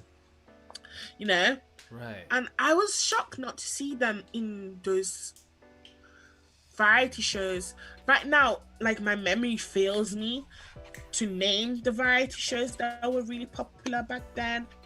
But as I said, I mean, Rookie King, Tada, there was these Star King, there was... which they didn't do. Was it Weekly Idol as well? Yeah, well, Weekly Idol hadn't started until... It started 2011. Let me think. Let's see. About Weekly Idol. Weekly Idol. Yeah, it started in 2011. They didn't do in rookie years. Running Man. When was the first time they did Running Man? Running Man was, I think it was it Fire era? So it took a long time to get on Running Man. Yeah, even on, like, stuff like, I'm trying to think about variety shows that were active during their... There's people are mentioning After School Club. After School Club was pretty good for them. They went there. Yeah, they went there. That was with Eric. They were pretty consistent on the After School Club. They went there for... They went for No More Dream. They went there for N.R. They went there for... yeah, they went there until... I want to say... It's probably like 2016. 2017. Yeah. No, 2016 was... I think that was... It was... They didn't go there for Blood, Sweat, and Tears. Yeah, something like that. I think it was right at the end of 2015, maybe. Yeah, it was 2015. Was Fire Run era was the last time. I'm trying to remember, because I remember they were wearing leather pants, and then they went on for Spring Day. They went for Spring Day, and they went for the leather pants. Yeah, I remember the leather pants, because I have photographic memory. So right now I'm trying to picture what variety shows were popular then. There was a bunch of idol, like, dating shows, like you pretend you go there and you couple up with a female idol. They weren't on those shows. Right. There was Radio Star or whatever stuff like that. So the central point is that, like, they weren't on the main variety. They weren't on Happy Together. They weren't on all the stuff that was gonna make them visible. Right. They were not. And television was, it's important now in a sense, but it really was important back in the time. Oh, yes. Idols being on television was incredibly important for their visibility to a larger audience, of course. It was important for their reputation. And BTS only really did Rookie King, and then eventually the show that they did in LA. That I'm forgetting the name of America Hustle Life. They also did BTS Go. BTS Go. When did BTS Go happen? BTS Go happened in 2014 2014, right? because I remember Jimin was still rocking his toxic masculinity, as I like to call it. He was still wearing snapbacks, is what you're trying to say. Yes, that's what I'm saying. That's what I was saying. I mean, he was still very like gender conscious at that time, but he was like, Yeah. he was rocking snapbacks and tank tops at the same time, Yes. which was a great. I mean, nobody has pulled it better. But the point being that filmography, like in terms of being on television, not a lot, which is rare. Okay, in terms of Very being rare. on radio, they did some radio work, but They did some radio work, but it wasn't enough. It wasn't enough. and then of course, as many armies will mention, there were certain programs that they went on that they just did not seem to get treated too well. The thing about BTS is these boys are shy. Don't let run BTS fool you. They said it themselves. They're painfully awkward, and they I think they weren't willing to humiliate themselves Right. for For for attention. mm-hmm, They which always is had like a sort of backbone about that. that's true, and I think Big Hit never forced them to. The thing about idol TV shows is that they're ridiculous. Let's just say that they're ridiculous in the sense that the idol goes to such extreme lengths to humiliate themselves. Right. You see them uglify themselves. You see them really do stupid stuff. Really Right. like to come across as. Relatable. That's why it wasn't all the. That's why it wasn't all the group that went. You pick the member that was gonna be the class clown and sent them on the shows. Right, and they were a lot worse back then, of course, because Oh, yeah. nowadays, if the things that people like Donnie and Coney got away with back in the day they would not have been able to get away with right now. That's true. Donnie Right. and Cody were hitting people in the head with hammers and whatnot, women in the head with hammers. So fuck Donnie and Cody. With that said, this is all going to the point of these radio shows, these television shows, these publications, and you were mentioning the fandoms were not receptive to BTS, and it's something that's happened, right? I would love for you to like explain a bit more like the difference in terms of like fandoms had fan wars before, of course, as you've mentioned, that were really ugly. What But was the they were difference? They were united in the hate for BTS. I've never seen such unity in K-pop. The last time we united like this, Big Bang won an EMA. Right, that was you told me about how that was a big situation Yeah. when Big Bang were up for an EMA and the K-pop world apparently came together and like voted for them and stuff, Yeah. so that they win. But other than that, it's not common for the K-pop fandoms to band together. Nah. But something about BTS and ARMYs brought them together. It wasn't even Army was not relevant enough to bring anything out of anybody. Right. There was something fundamentally aggravating for them about BTS. I guess they weren't catering to the fantasies. They were very serious about music. They weren't jokey about music. They weren't trying to sell their personality. Let's just say that. They weren't trying to sell a persona. Right. I'm not saying they didn't have a persona. I'm just saying they weren't trying to sell you archetypes. They weren't trying to sell you the mean guy. They weren't trying to sell you the. You couldn't self-insert in your fantasy, like, because they were really talking about their music. Right. There was an encouragement for them to express themselves in their music, Yes. as honestly as they could. Of course, with you want to make catchy pop songs, you want to be cute and stuff like that. It's not to say that they weren't doing that, but No. there were levels, right? And they were not going to, especially for a group that was coming from a small company that needed apparently to find a way to fit in. Mm-hmm. They were not doing those things to fit in. They were trying to fit out, and they were trying to establish themselves. And perhaps there's a sense from other fandoms that, oh, these people think that they're better than us, right? They think that they're coming out of nowhere, and they think that this group thinks that they can just do this and that, and these fans think that they're so much better than the rest of K-pop, and maybe that brings people in a united hate towards BTS and ARMY. But regardless, something happens that's very unique towards BTS and ARMY, and why when you look at the spectrum of it today, I feel like there's a probably a lineage, right? Mm-hmm. Because there's still a sentiment very much that like there's BTS and then there's the rest of K-pop fans and there's armies and the rest of K-pop fans and the rest of K-pop fans like to have their spaces where they all come together no matter who they stand to be like, damn, BTS isn't all of K-pop and armies are toxic, da da da. Mm-hmm. When we talk about toxic, by the way, we should also mention, you know, when you say that BTS fans were getting ganged up on by other fandoms, what was the kind of things that was happening? Oh, music shows. At music shows, what was happening? Like on music shows, there was stuff like barging in, pushing them out of the line. People like calling them names. The beggar fandom, it was like an open secret. I feel like people knew, like the way BTS met their fans, for example. You saw them going in the streets and meeting them in front of the music shows, you know, and Right, then taking pictures with them in the park, you know, right, and just meeting their like 10, 15 people that came to music core to watch them to or Inkigaya to watch them, right. like the way they interacted with their fan probably rubbed the other fandoms the wrong way Mm, because there was very hierarchical, like I'm your artist and you're my fan type of behavior right, with other fandoms. And I feel like BTS was really like eager to see Army and touch Army and speak with Army.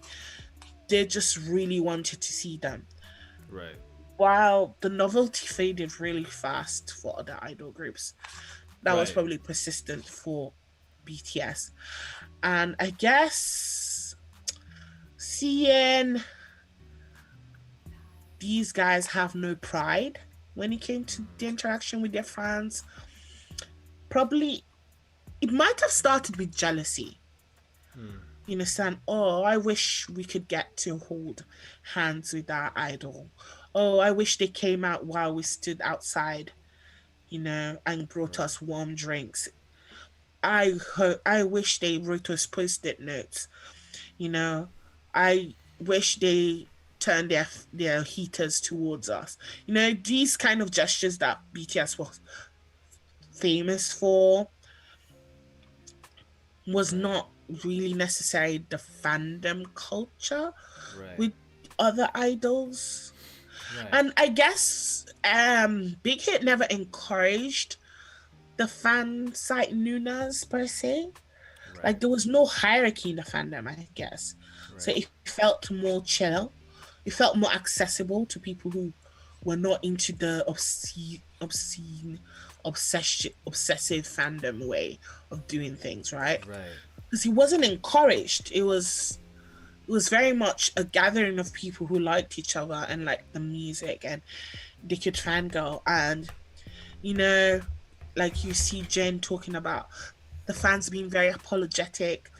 And why were they apologetic? Because they couldn't see them at shows, right, You'd expect, idol fans expect to go to NBC, SBS, KBS, you know, to watch the shows. You understand? Can you imagine right, queuing up, lining up, organizing through your little group chat? Let's meet up for this. You're join the fan page. You're just, oh, let's go and support BTS, and you get there and you see the schedule for performance, and they're not scheduled to perform. You know, last minute they're scheduled to perform. It was that kind of disregard for BTS that the fans were apologetic about because they just had to get where they could. right, So if last minute Big Hit has to be like, oh, fans were going to be scheduled to perform at the show, or show champion, or we're going to be on Mnet, so please come and cheer for the boys. right, It's that kind of behavior, like, because they weren't the industry's favorites. right. Well, can you talk about that a bit more because there's sort of a hierarchy too of like industry favorite groups that are supposed to be at the top of K-pop, and BTS really disrupted that. Oh yeah. So I feel like the way they do things is the first step is you hear seniors start talking about your juniors. Right. If there's a name, they'll say maybe in one of their variety shows, "Oh, my juniors are gonna be coming out soon." That's the Right. first seed. Right.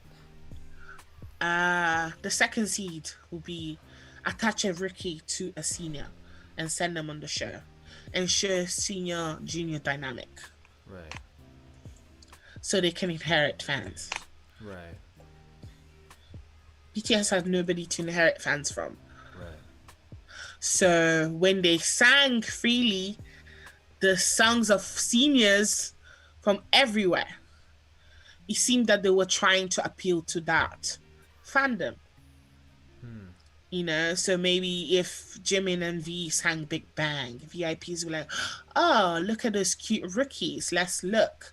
Right. You know? There were definitely some interactions where older idols at the time were like, "Oh, we Yeah. think you guys are so cool," and that's Mm-hmm. and they were BTS were always quite respectful of other groups. They did like that shout out to EXO at one point where they did like the formation of the wolf thing, and they Mm-hmm.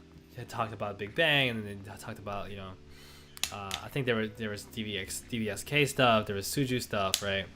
Mm-hmm. And they were quite respectful of other groups, and I think it's interesting to hear you say that was part of it. Was like, we don't have seniors. We want to make sure that we have like a reputation with other people around us, right? Like to especially our other seniors in the industry, so that they know that we're here and that we're respectful and da da da. Now, what's interesting is that seems to the sentiment of warmth towards BTS seems to start to change over time from those members of other groups, and that is kind of something that I've always been curious about, like when that starts happening and like what we can attribute. They were it to. humiliated. Okay. They were humiliated. So I feel like probably K armies might be more familiar with more of the suffering because they're the ones that had to queue up. Right. They're the ones that had to witness maybe the difference in behavior. Right. They're the ones that probably had to receive harsher treatment from the music shows that they lined up for. Like maybe they didn't have enough seats. Maybe they didn't get allocated enough audience space. Right. Maybe they were pushed to a slot where it was almost impossible to get to. Maybe it was like 4 5 a.m. and army had to queue up from the morning, and you see them watch your dry rehearsal, and then they're put at 7 in the evening to perform. Something like that. These are some of the scenarios that can happen, and I feel like the shift was very gradual, but it was there. I feel like BTS was very into performing, so they probably went on tour earlier than people would have expected. Right. And they had audience. Yes. The thing about BTS is that they had huge demand overseas. It was so much. I was shocked when they went to Europe. They were in Europe in 2014. I remember talking to a friend who said it was such a big deal when they came to the UK for the first time, and there were a lot of fans that they were there like excited to see BTS. Yeah. Because I think they went to Russia, and they went to Poland. Wow. Yes, they were invited as the friendship concert as a rookie group. Wow. The 26 years friendship, and yeah. So I feel like there was an unprecedented. I was surprised that they alone were enough to go to Europe. Right. Because for SM, you had to bring the gang out. Yes, you needed to bring the town. You needed to bring the whole SM town, Yeah, the whole so YG family, etc., etc. yeah, so and also I feel like they weren't obsessed with Japan. All right, that was a big because Japan was a big play for a lot of K companies. For every K company, really, is They to went to have. Thailand first. They went to Thailand. Yeah. Yes, I remember till this day when they performed, like, like that performance is burnt. I was shocked by the Thai audience. Why? What's up? What happened? It was a mouthful. Like there were people perched on the escalate, like on the escalators. What are they called? Um, the I forgot the name of the what the escalators. Escalators, yeah. That's There amazing. were, there were people standing. It was like an open mall, and it was stuffed back. You wouldn't think it was a rookie group. Wow. If you watch the documentary, you see it's that one with J Hope with his rookie hairstyle with black hair. Right. That was probably the first time I saw the power of BTS, Right. and it wasn't.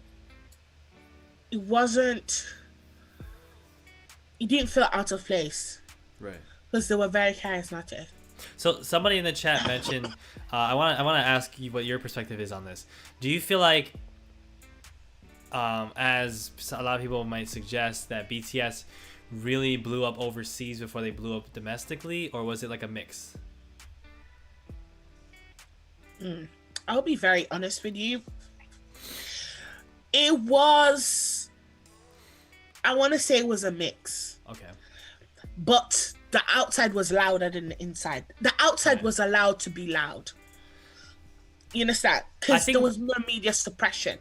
Right. I think one of the things I think one of the ways that I look at it, right, is BTS being, they built a loyal fan base in Korea before anything, right? Well, yes. They had following in Korea from day one. They had K armies from day one, and K armies, were growing and were large from an early point. It's just that for one, like you said, coverage in Korea, doesn't necessarily favor BTS at all. You're not hearing a lot about No. K armies. You're not hearing a lot about BTS domestically.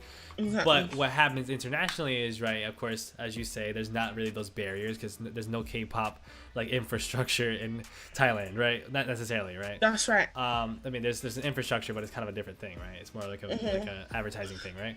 But let's say in the United States, right? Okay, there's not K-pop infrastructure, right? Nobody gives a fuck about K-pop. So the fact that there's a building fan base there, that's Yeah. they're allowed to sort of they have more of a they sort of are able to to it makes more waves because of how more they can bring attention. I feel like being popular in these other countries, whether it's the US, whether it's the UK, right, was a big deal. It was a bigger deal than having even like that sort of larger fan base in Korea, because they had a large fan base in Korea, and of course, as you said, there were those forces, but at the same time, the fact that they were doing those things internationally, it wasn't necessarily to say they were only big internationally and not big domestically. It was just such a shock and such a big thing that Yeah. they were able to build internationally at that level that quickly. And Yes. that also allowed for it to become a bigger ripple effect, right? It wasn't that they weren't popular domestically until they popped off in the US. It's just they were popular domestically, but in the US it was a big deal because they were popular there. Yeah. I'd like to also say the way the company just went where they were wanted. They weren't Right. they didn't have qualms. Which has They always been Let's prioritize the Korean fans because Yeah. they're the ones that are gonna be loyal. No, they were like, "Oh, you want us? Here we're gonna perform." So they went where they were wanted. There was no restriction. There was no hierarchy placed upon the fans by the company. Right. So you see, SM puts hierarchy Yeah. between the fans. So Yeah. Korean fans have more power than international fans. Right. But like Hype never did that. right. Big Hit never did that. They Right. just went wherever they found that there was demand. So Which is good business. It's just good and business. it's not only that; it just meant that they had their ears on the ground. Exactly. They were scouring the forums. They were looking at where the membership was growing. They were looking at what people were requesting in the K-pop sites, like who was asking, what groups were being asked for, and Right. they went there immediately. They didn't dwell, they didn't dwindle on it. They didn't twiddle their thumbs and say, "Oh well, let's wait until we're more established in South Korea. Let's wait until Right. the media is on our side." No, they just went because what were they hungry for? They were hungry for a stage, and if Korea wasn't going to give them a stage, they were going to go on another stage somewhere else, And and this that's is how they prospered. that's also to go back to what you were saying about how they were posting on YouTube early. You know, Yeah, the tradition is not that K-pop groups at that time were posting on Twitter, posting on YouTube, yeah, had a blog, right? yeah. This is kind of stuff that's way more accessible to international audiences, but it's very rare for K-pop companies to do with their idols because exclusivity, because they're working through the Korean media system. Yeah. But the disparity is that Big Hit, I think Big Hit were just they just recognized that they needed to do something else, and they were constantly just trying to tap into things that other people weren't able to tap into first because that would be their advantage. It's like, That's okay, right. like we're not gonna beat DVSK in Japan. We're No. not gonna do that. We're not gonna try to compete with them there. We're not gonna beat New East or BAP or EXO domestically right now. That's not going to happen. But if we have a bunch of fans in Thailand, or we have the opportunity to distribute to different audiences, let's do that. Let's expand because we're trying to build a business here. It's the only way we're really gonna grow. It's like really, Can I say something as well? yeah, They weren't looking down on people. The thing about SM, they're very xenophobic. oh yeah, They're very xenophobic, and they hardly cater to the East Asian, Southeast Asian audiences. I right, think BTS never had that qualm. They weren't. They didn't feel like it was humiliating to perform in Thailand. They didn't feel it was like humiliating to perform in Philippines. They right, didn't feel like it was humiliating to perform in in South in America, Malaysia, in Indonesia. They didn't right, see themselves above those audiences. right, But the problem with SM is that they saw themselves above those audiences economically. They right, didn't see them as a viable market right, because they weren't bringing in millions of dollars. right. And they were trying to And build on that exclusivity and yes, that and not only prestige that, brand. that they weren't hungry. They didn't see them having, if they blew up in Thailand, as something that would be prestigious to Korean audiences and rise their like Right, interest, right, because Thailand is a Southeast Asian country, and we know how Korea deals with Southeast Asians. We know there's a big problem there with how they view them. They view them as socially lower class and less educated and less right. enlightened. There's this little thing, and I saw it precisely in that when they were facing those audiences Can in we? where the venues they were going to, because BTS didn't care. They were just there for the fans. They were there for people who were hungry to see them perform. And I feel like there's a big lack. If you're not hungry for your audience, there's no way you're gonna go anywhere for them. Can we also distinguish too, like, because people will say, you know, as well, SM did concerts with their performers, and they sent their groups to Thailand. EXO went to Thailand. These groups, YG, went to Thailand, went to this place, Yeah, right? but what venues? They didn't perform in the mall. BTS performed in the mall.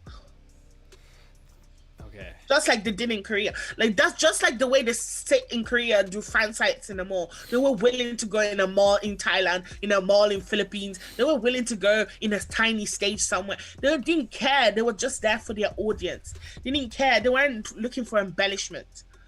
and All these they were giving full content. They weren't just there oh like, oh, here we are to say hello and take pictures. It no was no no like, no no we're no. It was performing, we're showing up, we're showing love, we're treating you the yes. same way as the Korean armies, right? Exactly.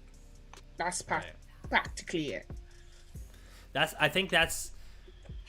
I mean, so this kind of stuff. It just makes it incredibly like frustrating, right? And I know that there's people in the chat too that are kind of just like, man, I wish we could get this stuff documented and stuff like that. And it just feels like there's so much stuff to document and to say Mm-hmm. that just piles up as insurmountable evidence to people who still make these suggestions that are still so popular that these other groups paved the way for BTS, right? No, That YG no. or like, oh, you know, but BTS Boa, was a, you know, BTS was a lion cub left in the wilderness and abandoned by their pack. They didn't have a pack.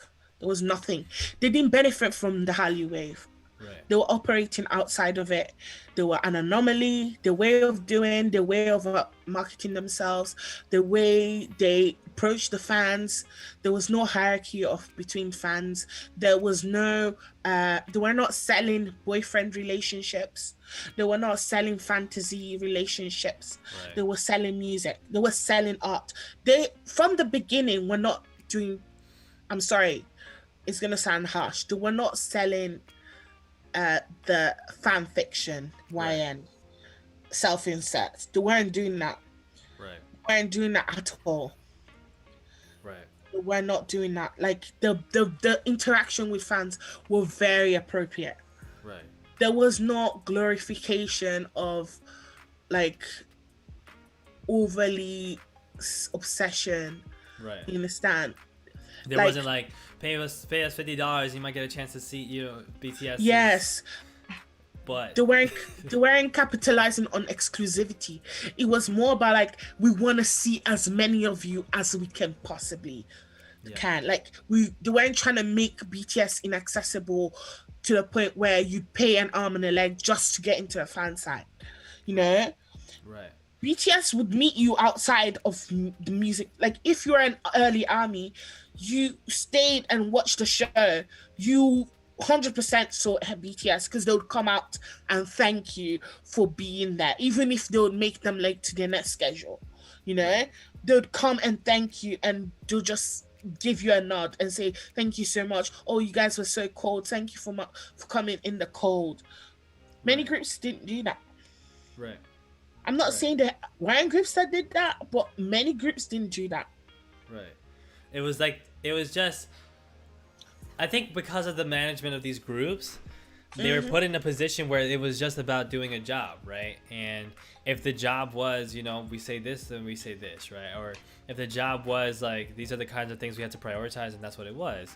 Whereas, you know, Big Hit were a bit more free in their approach to just prioritize different things because they wanted to establish certain relationships, right? And they Yeah. didn't want to have to focus on like domestic, you know, systems and relationships.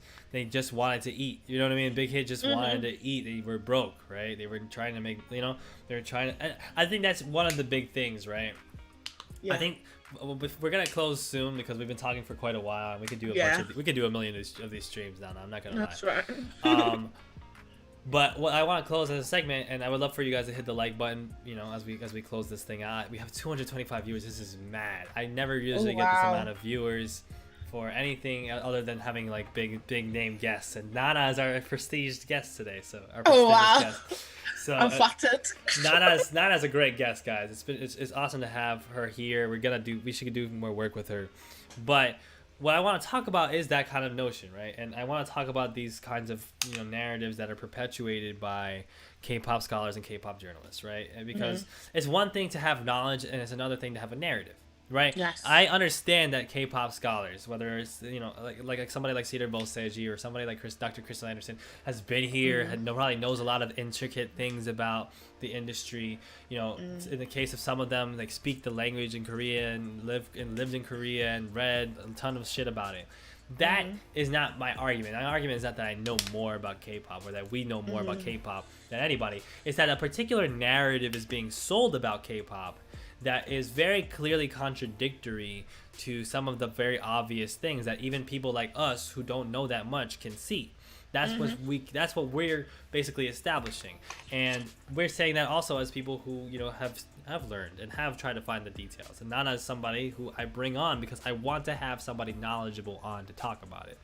But in particular, for instance, this idea that there's a lineage in K-pop, like we said, that of people who, you know, built it and built the platform, and then the platform gets bigger, and then BTS are just where it's at now. It doesn't follow the reality it doesn't, because that would suggest that the things that BTS did to get to where they are were based off of what the things that other people did to get to where they are. Ro has donated $20. We're gonna split the donations half and half. So any donations that you send into the Streamlabs description, in the link in the description to Streamlabs, if you donate any money, we'll split it 50-50. So thank you so much for your donation, Rowan. Again, so sorry to get back on track. I'm always very caught off guard when people give us money. The reality is that BTS and Big Hit, this is not dick riding, okay? This is not me fantasizing about this. The reality is that they establish business strategies and artistic strategies and personal strategies that were unique in order for them to have a new competitive advantage. And the competitive advantages that they created for themselves paved the way for other companies to imitate. Okay? So let's talk about the BBMAs, right? Let's talk, this is jumping forward in time. We could talk about BTS for a while, you know what I mean? Just before you segue about the BBMAs, I'd just like to point out something, that the reason Bang Si-hyuk broke up from JYP and formed his own company was to challenge Isuman's idol system. I need people to realize that. Yeah. He was never going to operate in the way Isuman was going to operate. He was never going to follow his tactics. He was never going to follow he said it. Like, the idol training system that BTS participated in was driven by their own, I'm not saying greed in a negative term. It was their hunger. Right. They were very hungry. They're practicing from dawn to night. The fact that Jimin preferred to sleep in the practice room was not driven because there was a schedule. It was precisely because they evaluated themselves. Right. It wasn't because the company put in place, there was guidelines, but it wasn't to BTS. The members that made it into BTS went beyond the guidelines. They were so hungry. Right. Pre-debut BTS, rookie BTS, even up to, I'm gonna say till today, those men are hungry. Yeah. They're hungry to change the music industry. I said it before, and to some people in a private Zoom, there is a historic shift that goes beyond K-pop audiences in the South Korean music industry and the entertainment industry that we as Western or outside audiences have no right to comment on, because what Bang Si-hyuk is doing is changing the life quality of people who want to do music in Korea. He's changing and shifting from the historically toxic and often debilitating method of raising idols in South Korea. Right. And it's a very South Korean revolution that is none of our business. We're just observing. Right. You understand? And what they're doing, it's a historic movement. It's not just simply about who paved the way. This was with purpose. When Bang Si-hyuk went on a news channel and defended idols and said, why is it that the industry is making them scapegoats and saying they're lowering music quality? Are they not so talented because they have to know how to sing and not how to dance, and and be good looking and have good bodies and know how to act? And if there's 5 in the group, all of them know how to do that. Right. That was his belief. He believed he was looking at unlimited pool of talent that was being mismanaged. That was his mission when he made Big Hit. He was challenging the whole industry. Right. So there was never going to be like a chance that the first boy group, because there was a girl group they managed, but the first boy group that he handpicked with hip hop, it was intentional that hip hop was the basic. It was an act of rebellion. They were planning to rebel from the beginning.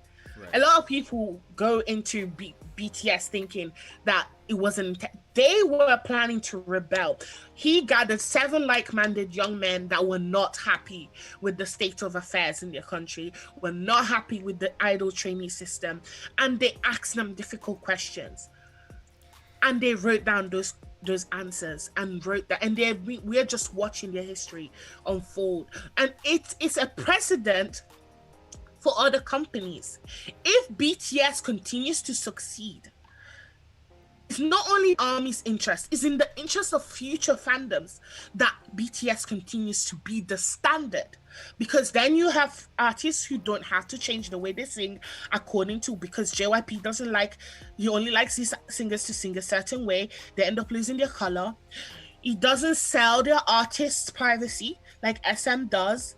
He doesn't make them so exclusive that they become inhuman to their audiences and exclusive like YG does. They don't beat them. They don't try to squeeze them into unfit standards. Right. And that's the real foundation of BTS. BTS is not just for play. They're not for profit. It's an act of rebellion. And the quicker people get to it, the easier it's going to be to stop fighting on the timeline with the likes of XOLs. Well, first of all, I'm not going to say anything about XOLs. Shout out to XOLs. Shout out to Exotics. Shout out to XOLs. The reality is, it's not even about, like, people will call you like a manager stan or whatever, or company stan. Mm-hmm. I'm not. I actually watched him before I actually saw BTS. I watched that interview of him and got interested before I saw BTS. So I knew Bang Hyuk before I knew BTS existed. Yeah, the reality is, like, for whatever criticisms you might have of HYBE and Big Hit, right? Which I may have some. As a customer, why not? As a customer, I have some questions about some of the partnerships they're doing. I have some questions. You know, you could have. It's important to reasonably question institutions. Of course, it's important to understand also that institutions. You know, we are living in an absolutely, rigged world, right? We're living and as we've seen from the way HYBE communicates with us, we see that they are interested in those feedbacks, right? Within reason. Right, within reason. Not the micromanagement of BTS's hamburger choices, real concern, not fake deep nonsense. Oh my God, Stephanie Love has just donated $100. Oh my goodness. Thank you so much, Stephanie. It's like all the thoughts we have rambled ourselves went into words. Thank you so much, Nana. I've learned so much as well. This is amazing. Thank you so much to Nora for the $10 donation as well. This is very kind of you guys. We'll put it to whatever my half of is. We'll put it to making streams and videos. Thank you so much, guys. The thing is, we don't have to talk about this in a sense of benevolence either, right? We don't have to act like, we don't have to put it in terms of like, oh well, the industry was evil, and then here came the hero of the music industry, Bang Hyuk, right? Because you could make that you could have that conversation about how he's significantally affected aspects of the industry intentionally. Oh my God, Jenny has donated $100 as well. Jenny has donated $100. I'm not of your knowledge and knowing just the right words to say. Thank you too, Elliot, for making me think critically for once in my life. Please think critically. The thing is, like, what I'm trying to say is, right, because I'm not a person who believes in corporations. I'm not a person who believes in large companies. But what I respect and enjoy about Big Hit is the fact that they did very smart business by putting their emphasis on a type of humanity and a respect. That's right. Right? They understand that you do better business when your customers like you and your workers like you, and your workers and your employees, your artists, right, your talents, let's say, if they'll like you if you compensate them well, you listen to their feedback, and you do what they think is, you work according to what works for them. Yeah. Your customers will like you if you respond to their interest. If you show up in a market, that's whatever market it is, and say, I want BTS. We're big fans of BTS. We have a fandom here. And the company says we're going to go there. They respond to that because you're giving them what they want. This is just This is just how business is supposed to work, and it's how it can work. What people like SM and YG are doing and JYP have done, and what people like Atlantic Records in the United States have done, what people like all these different companies in the United States have done, and that are at this massive level, is not respond and try to do like genuine business, right? That like wherever you can say is genuine business. What they try to do is exploit power. Yeah. They exploit power to make things happen for themselves, like some Game of Thrones shit. That's just how the world works. And whatever you can say about Hype now and Big Hit now as well, from the beginning, whether or not it was maybe if they had $1 billion they wouldn't have done it, right? Maybe if they had the connections to be doing what SM did, they wouldn't do it. But Bang Si-hyuk also understood that as an outsider in the industry, as somebody with a vision, he was going to have to try these things. And so the reality is, look at this.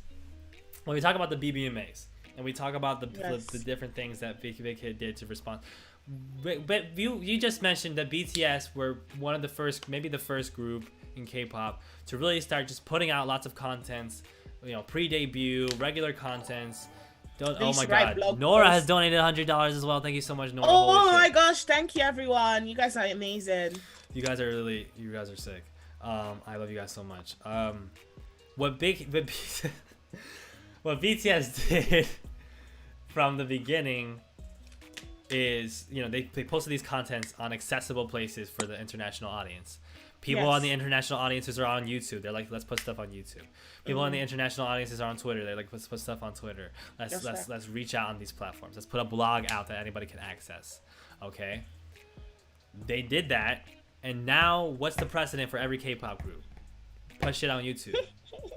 Make a Twitter account immediately. What happened after the BBMAs, right? Thank you so much, Everybody opened a Twitter account. Everybody opened a Twitter account. Every K-pop group had a Twitter account. Before, it was a paper award that nobody wanted. It was some bullshit that armies were never going to win. Then they beat Justin Bieber, won the top social award, the BBMAs, and all of a sudden everybody wanted to do Twitter. Can I tell you the biggest thing before the BBMAs was? It was a Shorty Award. A Shorty Award, man. For JYJ. Shout out to JYJ, by the way. Shout out to JYJ. Hey girl, with Kanye West. And Malik Yusuf. These are concrete things, okay?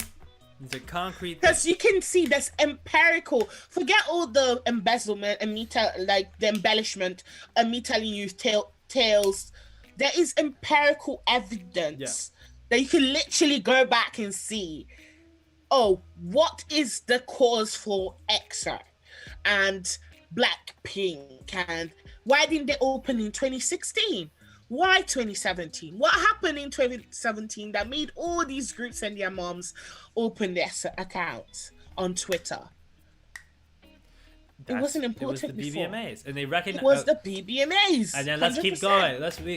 We can keep doing it. After that, where did they go on? James Corden, right? They did talk shows. They did these big, YouTube unheard of.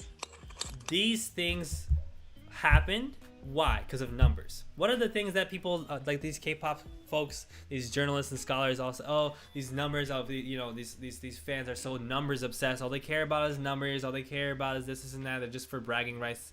They're meaningless. Thank you so much for the donation, 4 O'Clock Army. Thank you so much for the message. By the way, 4 O'Clock Army wants to get in contact with you, Nana, so we can potentially set that up. We'll see. Here's the thing. Okay. People can say that people are just obsessed with numbers, right? I don't understand that. I feel like that's very hypocritical for them to say, because prior to that, that's all they used to make fun of ARMY with.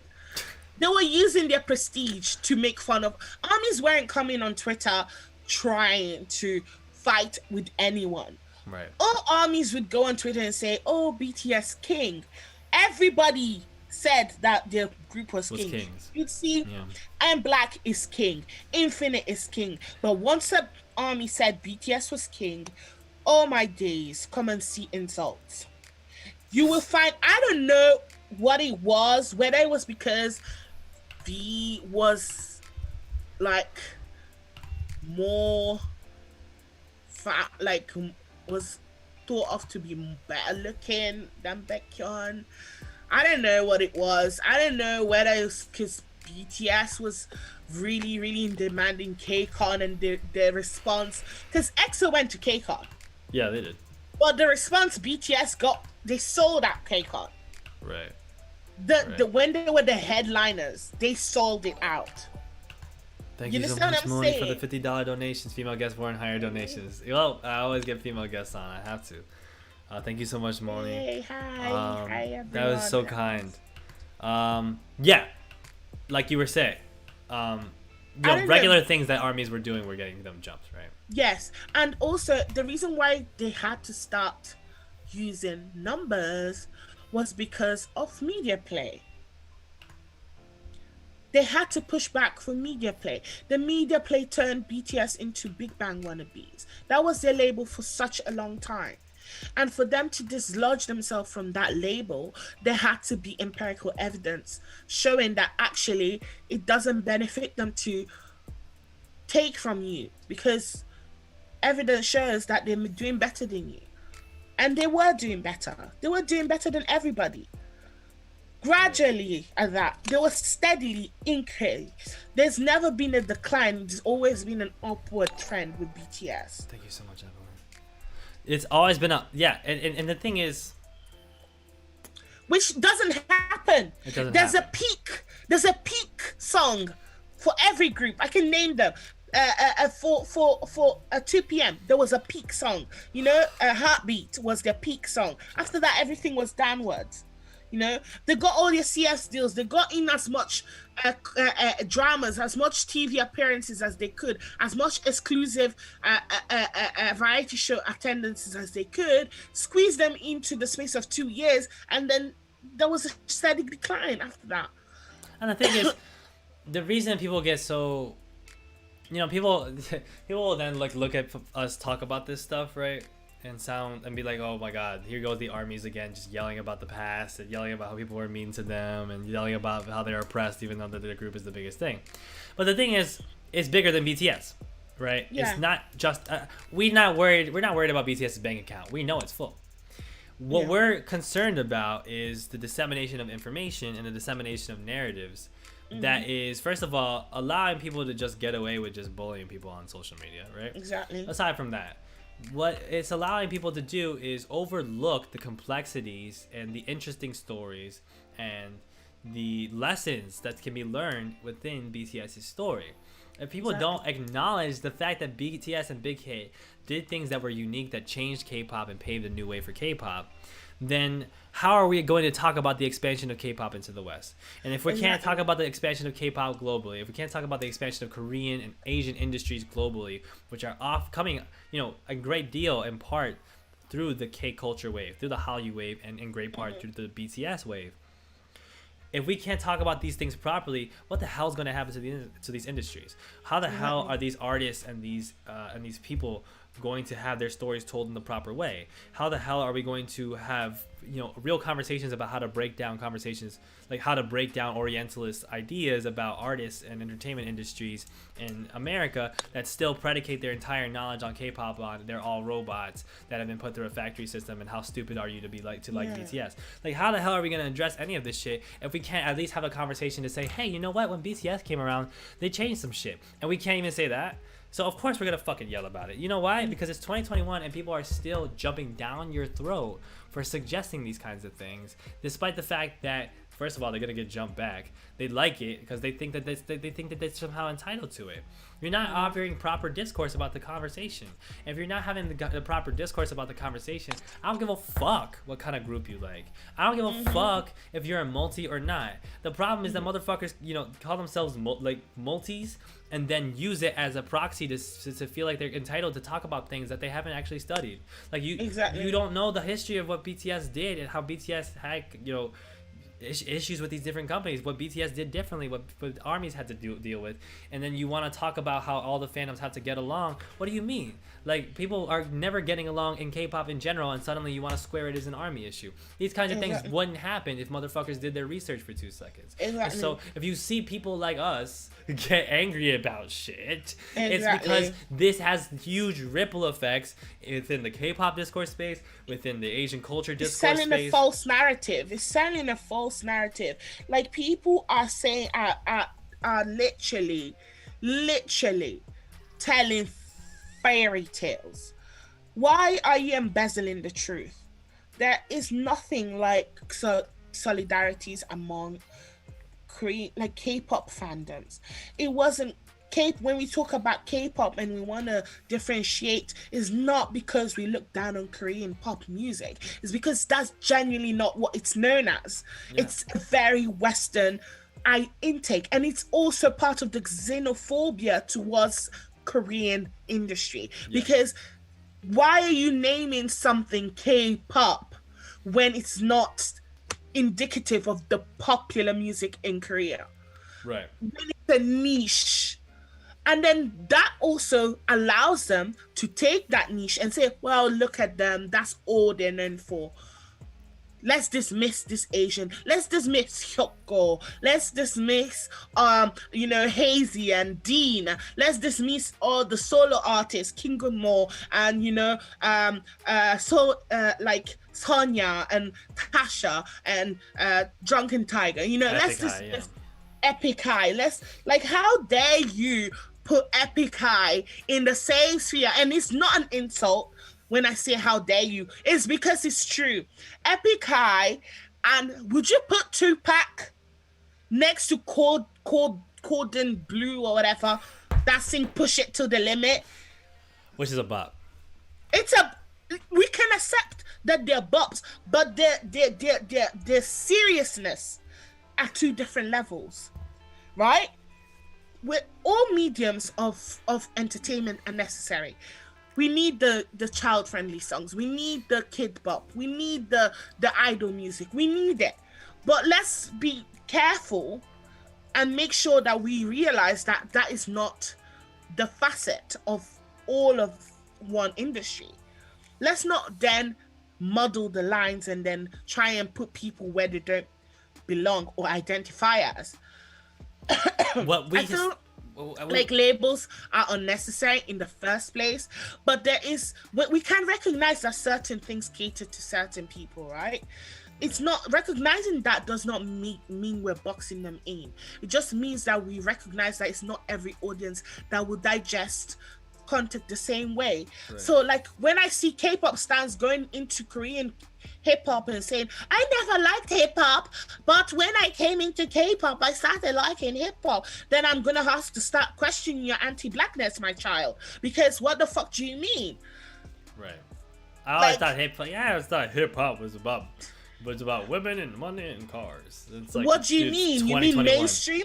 You mean mainstream music has always not been about money, drugs, and sex? Right. Even whether it's rock, whether it's been rock, whether it's been pop, whether it's been R&B, whether it's been Luna pop or whatever. Like they've all been like, even like Janelle. No way, Janelle has just given us $100. Oh my god! Wow, thank you so much, Janelle. Thank you so much, Janelle. I cannot believe you've done. I used to listen to. I'm eclectic, by the way, so many people might not know, but I'm eclectic. I listen to Green Day. I listen to Pink. I listen to Avril Lavigne. Oh. And what they sing about, when she sings about Skater Boy, is not different from I Got a Boy from Sonyushide. It's literally the same topic. Let's be honest. It's just the aesthetics are different. She's going for grunge and angst, and Sonyushide is going for a freaking drug-induced coma. I don't know what to tell you. It was colorful, but it's still it's the content, right? Yeah. We're talking about. That's why lyrics are important. I'm sorry, I'm one of those army. Fucking read the lyrics. That's why BTS are a lyric-driven group. Like you. Exactly. like they're not telling you to go crazy on the beat. They're telling you, listen to what I have to say. We could have conversations about some of these beats, but that's a different story. Yes. We could talk about Black Swan all day. Oh yes. My thing is this.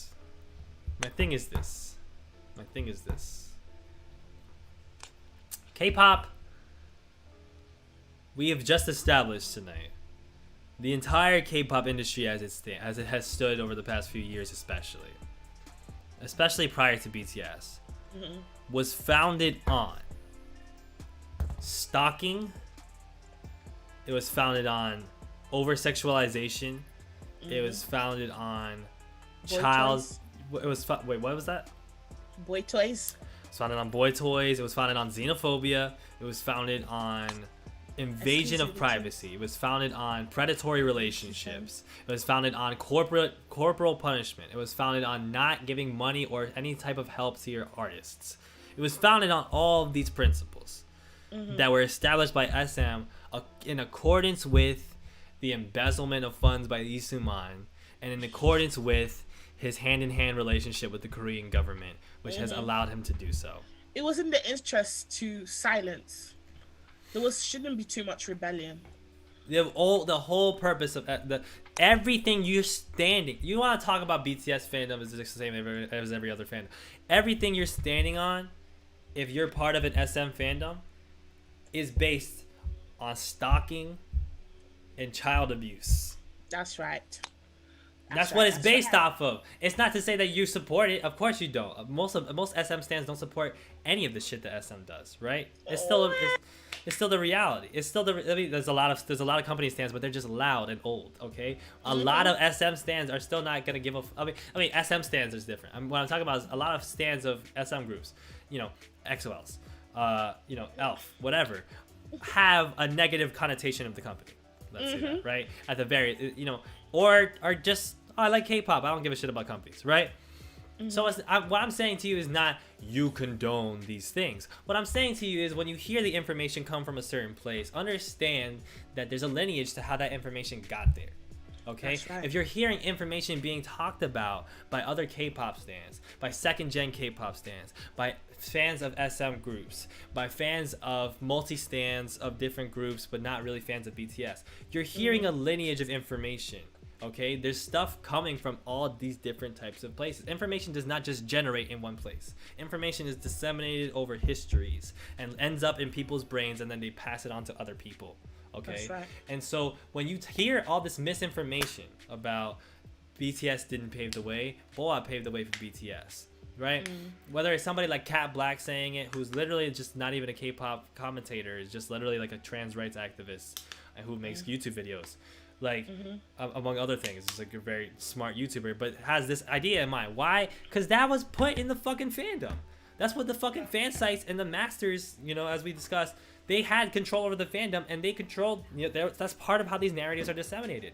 They have direct relationships with the labels who want to push a certain idea of the groups and a certain idea of how K-pop works, and they pass that on to their, to the fandoms within them. And then you have international fans who are completely cut off from it and are learning from these sources and have to go to these companies and have to go to these media sources and these fandom spaces in order to learn anything. It doesn't mean that they're learning the truth. Just because you read something in 2006 doesn't mean that it's true. It just means that it came from 2006, and let's examine why it got there in 2006.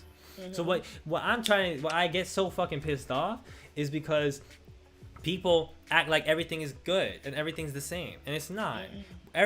You can stand as many groups as you want. You cannot stand BTS all you want, but if you're not saying what's real, then that's my problem. I don't care who you stand. Right. I don't care who you listen to. I don't care if you have hated every single BTS record that you've ever heard. That doesn't mean anything to me. But if you're sitting here saying that BTS got lucky, and that's why they're famous, and because everybody else who came before them helped them, and they just happened to get lucky and blow up, you're just lying, and that has major ramifications. Very major. It's very major ramification. It gives the illusion that it can be replicated. Right. Hence why they're scrambling. Look, the reason why they're no longer blue chip is because they've been scrambling to try and replicate BTS, and have failed miserably. Yeah. And that's what happens when you try and act beyond your means. When you're not well equipped, when you're not sincere, you cannot succeed. Mm-hmm. And that's why they're reaping. History is like paying them for their negligence. Because they're bad at business. They They're, weren't making all this money because they were they're not smart. bad, or they're not only bad at business, they're bad at artist development. Of course. They suffocate creativity and then create clones.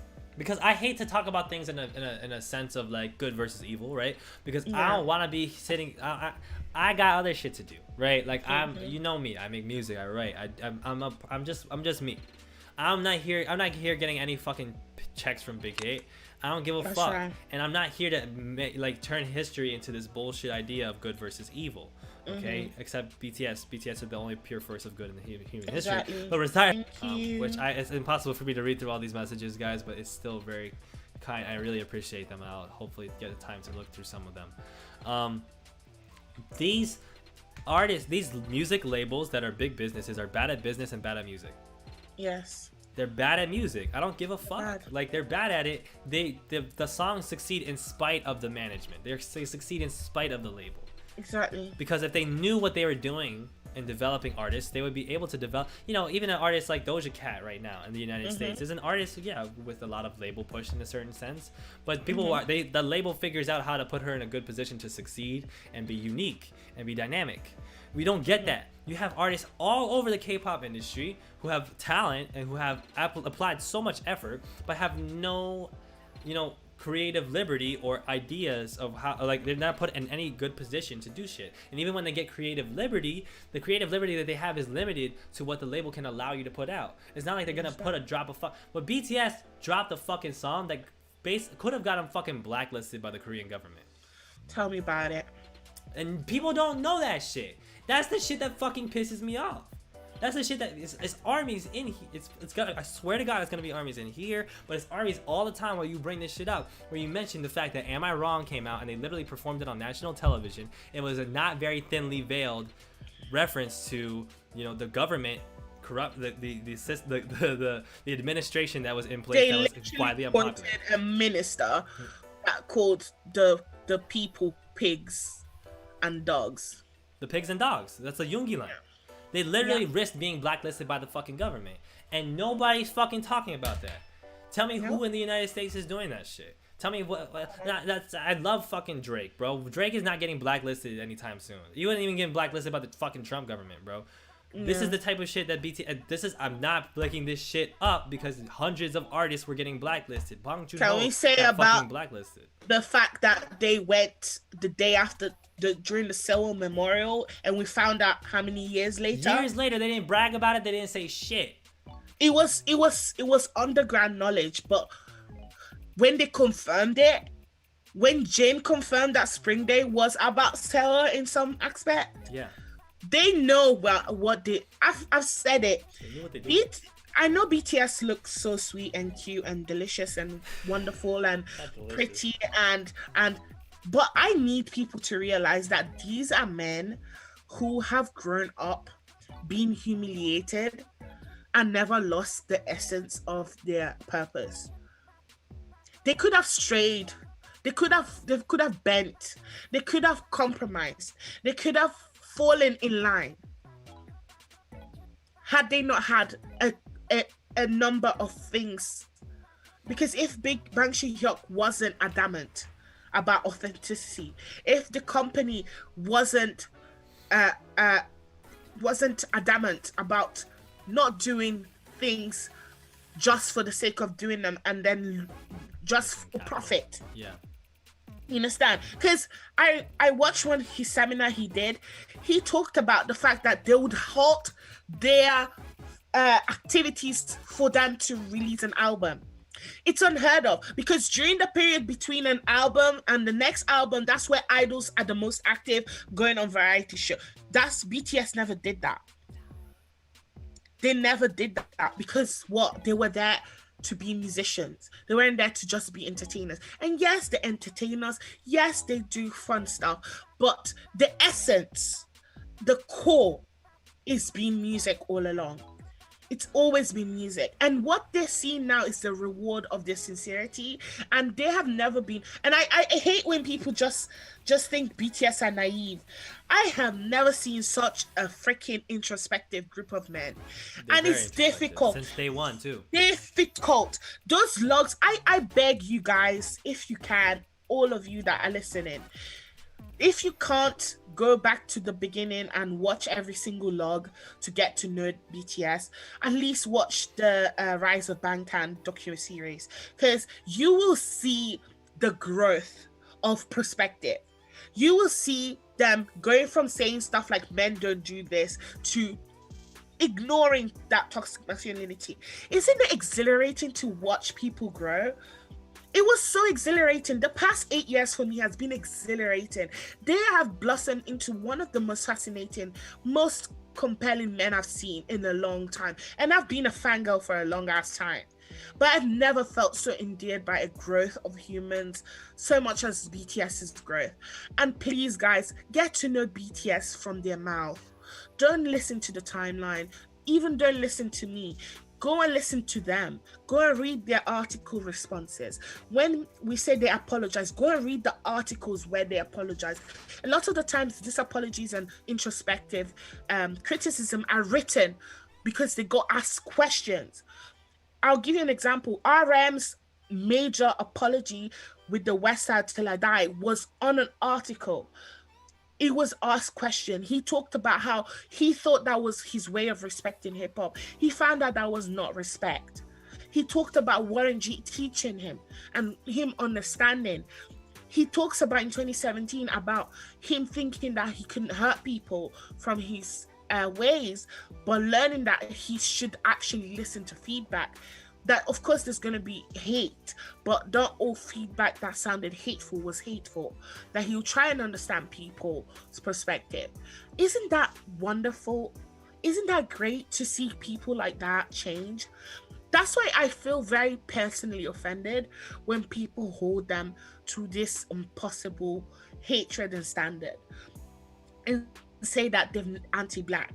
I am a black woman. I have stand anti-black people for a long ass time. And BTS is the furthest thing from anti-black that it could possibly get. Have they done ignorant stuff? Who hasn't? I literally had to unlearn ableism as I became disabled. So all of us have isms that we're unlearning. The fact is that we're watching people grow and we can see evidence of their growth by the way they speak today. I want you guys to understand that the people you're seeing today are not fake deep. They're not talking like this because they didn't go through a process. You can literally watch the process. They took us through the process. So if all the armies are more like, you guys need to watch BTS and learn BTS by themselves from their words, please listen to that. If you take anything away from this, do not just listen to veteran armies. Go and watch the old videos. Go and look at little Jimin. Go and look at little Jungkook. Go and look at little J-Hope. Go and look at those 19-year-olds, 17-year-olds, and learn and watch the men they have become today. And tell me that it's not growth. Well, I'll tell you how it's not growth. They made Dynamite, and that's a sellout song.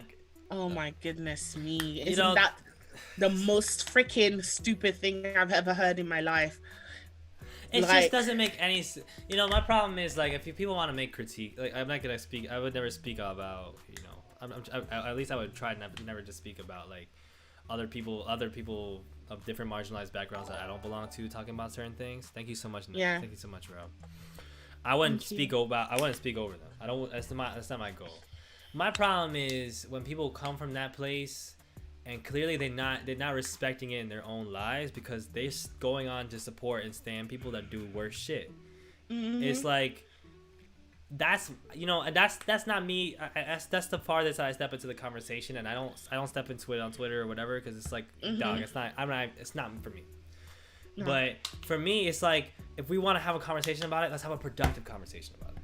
right? If we're gonna have a Yeah. conversation, for instance, about this past year where, during the Dynamite promos, there were like tents in the background, during the soup, and there's a teepee, right? And there's Native American like objects and things like that. Obviously, I'm not a person from an indigenous background.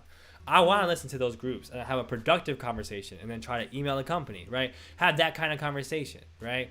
What I'm not interested in participating in is Dogpiling. some sort of weird dogpiling thing to just try to make a point that this group is actually evil, because we're not even doing that shit to other groups when we could be.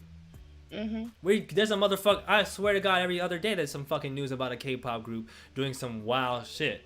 That's right. And I'm not going out of my I could go out and say about my talk about how certain groups have treated Latin American people in their depictions, have treated Latin American culture, have treated Chinese cultures in their depictions without having any Chinese members participating, right? Have treated Asian people in general from their the way Asian people are depicted from their companies, right? And sold in a specific way to be emasculated and put in a certain type of direction for international audiences to fetishize, right? I could talk about that. And maybe I will when it comes to the companies. But I wouldn't go out here and talk about how a fucking group needs to be sent to hell and banished and unstand forever because they might participate in that.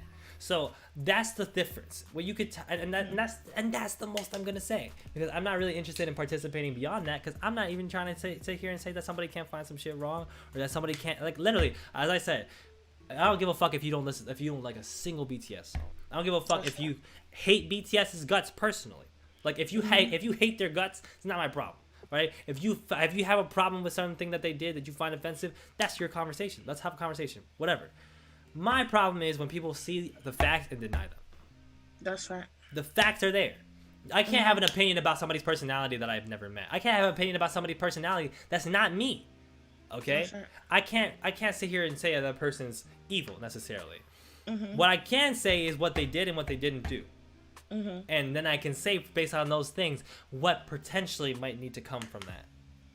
That's right. And what I need to see is more people understanding what BTS did, so that we can have a conversation about how that can teach us about the music industry and about industries in general. Because it's taught so many valuable lessons. Let's just talk about for independent music artists. Big Hit were almost basically an indie company, right? But even if we're looking outside of that, the idea of, actually, we're not going to participate in the television shows anymore. We're going to produce our own. Are you fucking kidding me? We're gonna produce the entire content stream that makes the fucking industry that we have had to rely on, these corporations, these other corporations. Why was BTS the face of V Live? If they weren't paving the way. Literally, V Live advertised themselves with BTS as their model. Their model was literally BTS. Literally. Let's start there. Because EXO was around. Wasn't it 2015 or something? Like, and that's how I know the difference. And it's just fucking sad, because this isn't even the place to have some of these conversations, right? Like, when we talk about these deep, like these conversations of oppression, I'm preaching to the choir. Like I can't have this conversation with somebody who's a stan, bro. Like, no. I'm trying to have, if we should have a conversation as activists, let's have a conversation as activists. We're not talking as activists right now. Yeah. So you're using it for fan wars. That's just not cool to me. And when it comes to the business decisions that are being made, right? We're talking about whether something is a good business decision or a bad business decision. We're talking about whether or not somebody can extract value from something, or whether they can't. These are things that are, choices that they've made are objective. You just can't deny the fucking truth. You can't deny the fucking truth that BTS did shit that was different and changed the industry. It doesn't matter if you fucking give. I don't care if you literally would vomit at the sight of seeing BTS. That's not my problem. My problem is the idea that they didn't do that. Give them the flowers. Don't even give them fucking flowers. Just be like, yeah, that's true. Okay. Exactly, no cap. We'll give them the flowers for. You don't need to give them flowers because they have flowers. We're gonna give them fucking flowers. We're fans. Yeah, but don't interrupt us when we give them flowers. Don't come and tell. Actually, you shouldn't give them flowers because of this thing that I just completely made up. Exactly. But I didn't. But then they get away with it because They they get away have with it. people in their corner who have been there from older times that can look at somebody who just, oh, you just came in 2019. You weren't here in 2008. You don't realize that Kangta wrote songs when he was part of HOT. Like, I give a fuck. What Kangta was in the standard. We're not talking about who did it first, for goodness sake. We're talking about who got talked about because they did it. Who made an impact? Exactly. Because Kangta could do it all he wants. But then G Dragon was the face of Idol's writing. I swear to God, JYJ, like we mentioned JYJ before, there's performances of JYJ like on like a Yahoo concert series from like Yes. 2011 Yeah. that had like a I million and watched something that. views. Yeah, bangers. The comment section is like, see, when armies try to say that their group was in the United States first, I just laugh because here was JYJ in the US. Nobody fucking Nobody's said that saying nobody that. stepped in the United States and did a promotion in the United States. But these shifts are the kinds of things that you will experience if you go outside of this fucking fandom. It is the most infuriating thing that you'll experience in the universe, right. because you will go to these places where you will find facts and good information, and then when it comes to talking about BTS, you don't find shit. Exactly. The only people who will tell you the truth about BTS are some armies. It's not even like every army knows this shit. It's not even like every army has the right intentions. I can't stand some of the people in this fandom, bro. I can't sit next to them. Thank you, Eva, for the donation. I can't sit next to some of the people in this fandom. Okay? Let's be real about it. I don't like everybody in this fandom. I don't like most people in this fandom. Like, just as a personal thing, like, I'm not your friend, right? Because I can see some bad behaviors from people in this fandom. Or I can just see just vibes, right? The things that we've talked about where people fetishize hip-hop and, oh, I didn't like hip-hop before BTS because it was all about the drugs. Exactly. And like, you know, don't pay any real respect to hip-hop as an art form, but as a sort of savage expression. I don't fuck with that shit, right? I don't fuck with that shit. But what I'm saying is, within this fandom, is this as a fandom, if you understand it as a location, this is the only location where you can get specific information. If you go outside of these spaces, you will not find it. It doesn't matter if you find the most knowledgeable K-pop, you know, fan in the universe. If they're not in these spaces, if they haven't found these spaces, they're not going to find this information. And the fact that they don't is problematic. It's problematic because there's entire industries that are fueling people's pockets based off of spreading lies about the K-pop industry. And then it gets disseminated to your fucking 16-year-old friend who was in your comment section. It gets disseminated in a motherfucking comment on a fucking YouTube channel that's like, oh, Sung Young was actually cleared of all charges, 3,000 likes, which is just not true at all. Right? It gets disseminated over and over and over again, and then people want to talk about, but respect all fandoms. But respect multis. I don't have disrespect for multis. I'm talking to somebody who is literally stand every group in the big three for like a 10-year period. You think Nana is like an anti-multi? Like, you think Nana is like anti-standing multiple groups? Maybe at this point, let me be honest, there's no multi-stand nonsense for me. I think that multi-stands need to be honest. We were casual listeners. Let's be honest. Yeah. Let's be honest. This is my problem, but this is my not to cut you off, Nana, but my problem with multi-stand, with the idea of multi-stand, is not that you stand multiple groups. I don't give a fuck if you stand multiple groups. Many of my friends stand multiple groups. Exactly. My problem is when you label yourself and I center your identity around something that is normal and talk yourself up to be something that you're not in order to have some sort of respectability politics thing that you can hold over other people in a space so you can lie about shit online. My problem, because guess what? I'm a fucking hip-hop fan. I didn't get into K-pop until 2 years ago. You think fucking hip-hop fans are sitting around like, yeah, I'm a multi-stan of J. Cole and Kendrick Lamar? No. So how do you think I feel when I see that that's something that's fucking normalized and glorified for Asian people? Like, oh, I'm a multi... You think people were talking about, oh, I'm a multi-stan of Supernatural and Sherlock? No, they're just fans of two things. That's actually just called being a human being. My problem is motherfuckers centering their identity around standing multiple Asian people as if I'm supposed to give you a fucking award for liking more than one Asian group. Just give me a fucking break. Honestly, I feel like multis center their identity and want to be... I don't like the fact that they want to be authorities on the fandoms.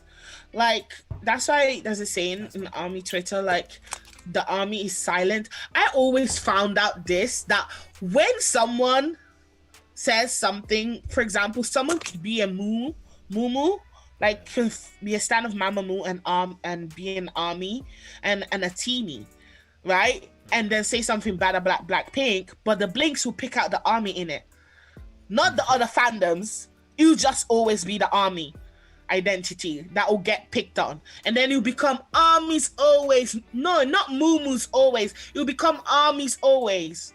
But the fact that they're talking about Blackpink is because you said something about Hwasa. Do you understand what I'm saying?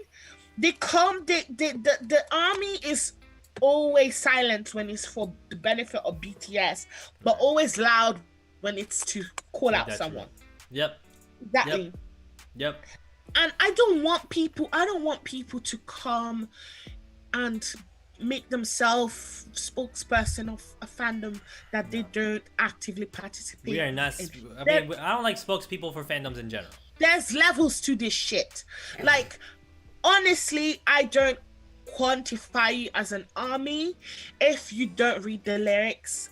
I don't quantify you as an army if you're not interested in the boys' way of talking, their principles. Because there's certain things that you need to be interested in. Like, I feel like army is the ultimate relationship with BTS. Everything else can be casual. You can like BTS, but don't claim to be an army if you're not committed.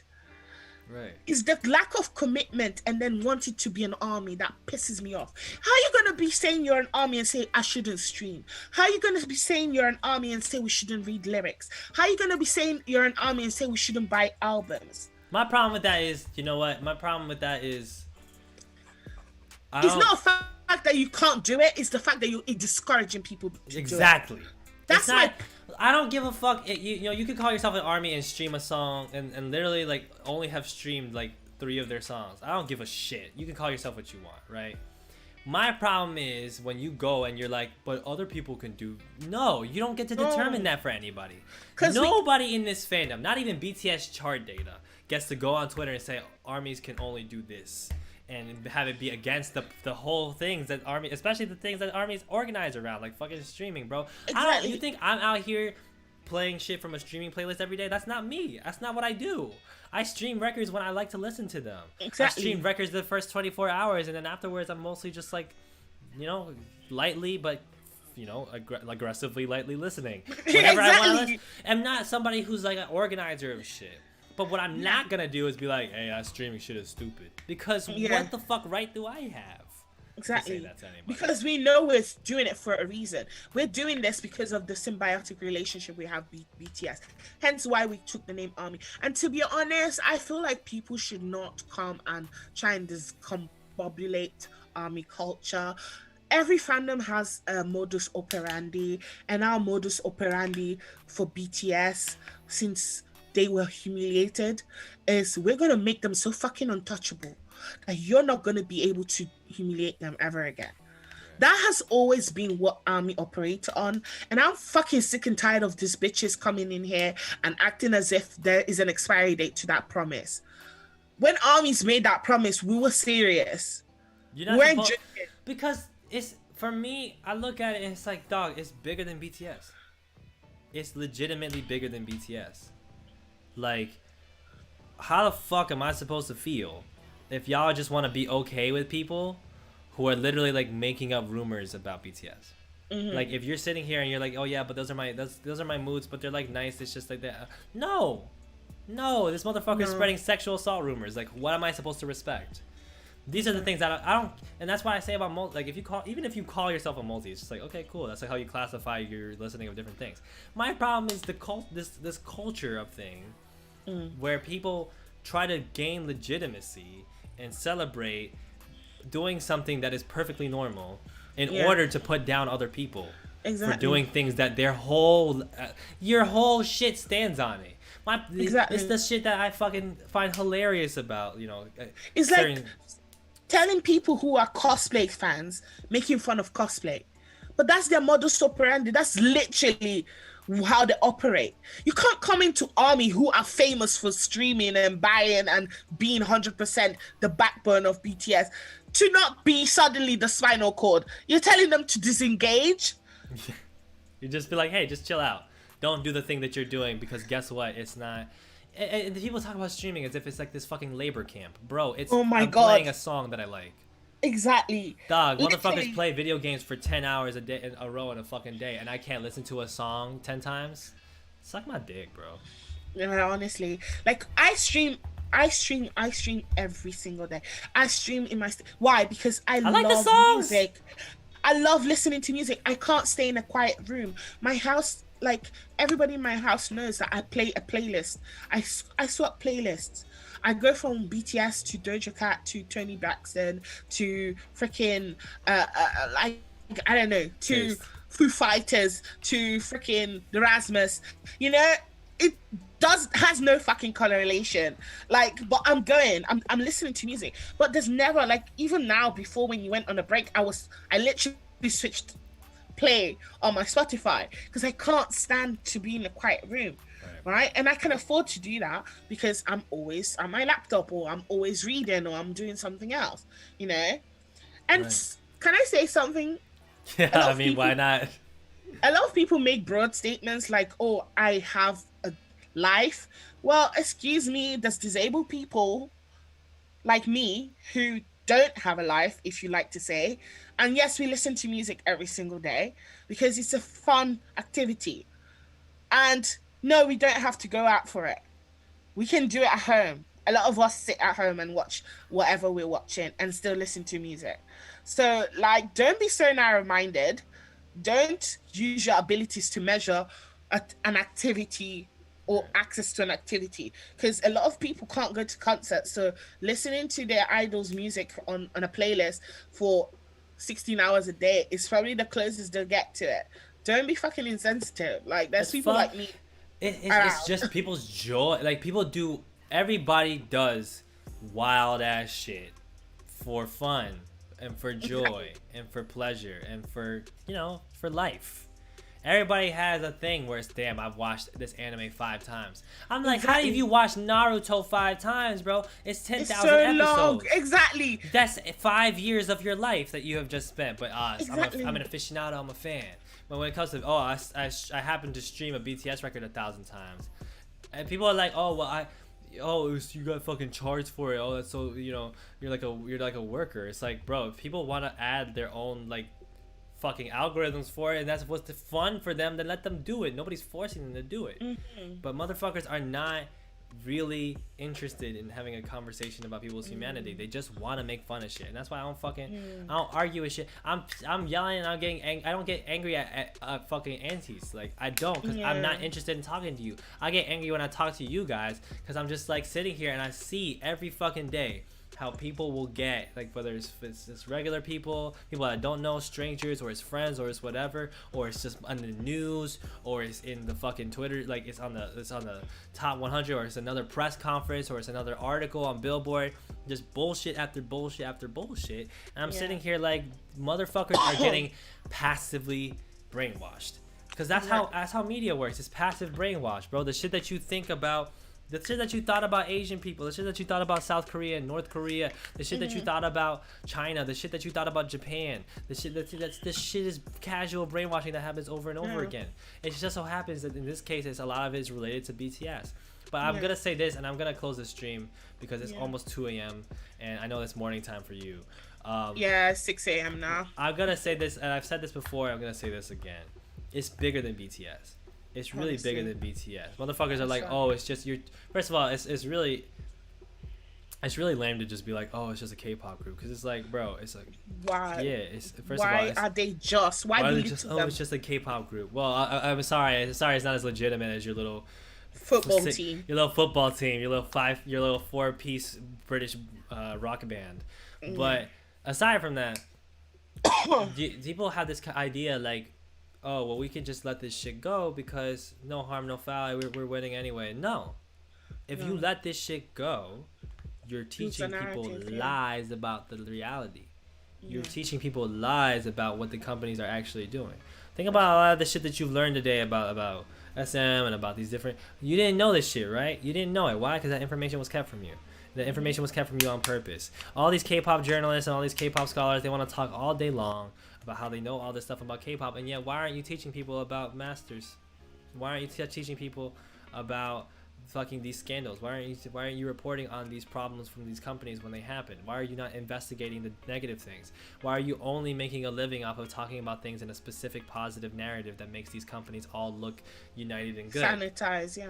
You're sanitizing the narrative to make it, and you're doing it in a particular way that makes it look like all K-pop is this united thing, and if we could all just work together, it's ridiculous. I seen it said about Seji. Dehumanizing. It's dehumanizing. It's just nothing that you would never think to say the kinds of like Cedar Balseji in this freaking R3 journal that I did this comment where she was like, armies will think that BTS. They're on their own. It's like BTS are messy, but they need the rest of the team to be successful. And K-pop is like the rest of Barcelona and da. It's like, are you actually kidding me? In what industry would you ever compare to all being working together on one team? At what point is that an okay thing to suggest about the hip hop music industry, about the music industry, about the entertainment industry? You think fucking Panasonic and Sony are all on one team? You think like MAC Cosmetics and Fenty Beauty and all these other makeup companies, they're all on one team, and one might be the best one, but they all have to work together. All the Asians need to come together. Like, fuck you, bitch. Fuck you, you white bitch. Shut the fuck up. I was so mad. Like, I know you sent me that, and I was like, first of all, this bitch is crazy. You like, racist ass white motherfucker. That was so racist. There was such a... It was so... You think I'm on the same team? You think motherfucking BTS is on the same team as motherfuckers that have literally been throwing shade at them for years? Exactly. Literally competing. The whole idea is this competition. It's competition. The whole idea is that they would be the other teams in the league, motherfucker. The better comparison was, BTS is, K-pop is La Liga and BTS are Real Madrid, and you need other teams to compete for the league to succeed. Which is like, why would I give a fuck if La Liga is succeeding? But at the same time, I don't understand why we're even having this fucking comparison. There's this notion that K-pop has to come as a package deal, and the groups are not individual, which grates my nerve. It's xenophobia. It's literal xenophobia. As if they're interchangeable, but it just goes to show that none of these people see any uniqueness in all these groups. They don't see uniqueness, they don't see humanity. That's why ARMY and the rest of K-poppies don't get along, because we believe that BTS is unique, while everyone else thinks no, they're just part of the same group. Like, oh yeah, we like them. That's what they say all the time. Oh, it's not that I have a problem with BTS. No, I like BTS. BTS are cool. BTS are great. They might even admit, BTS did some things that are unique. But in general, it all comes back down to, they're all K-pop groups. Yeah, which is no, very they're not. helpful. One is EXO.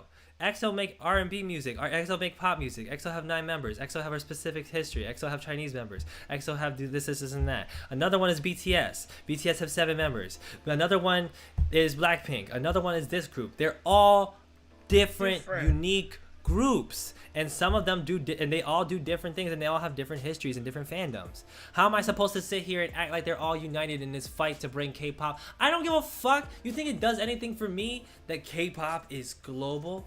You think it did anything for fucking Asian people over the past year and a half after this COVID-19 shit broke out? That K-pop was, but K-pop's breaking out. But K-pop's more popular than ever. So fuck all the kids that are getting attacked by hate crimes and all these elders that are getting attacked by hate. Asian people are all good now. Just keep pushing that K-pop shit. It's for the better of everybody. Fuck you.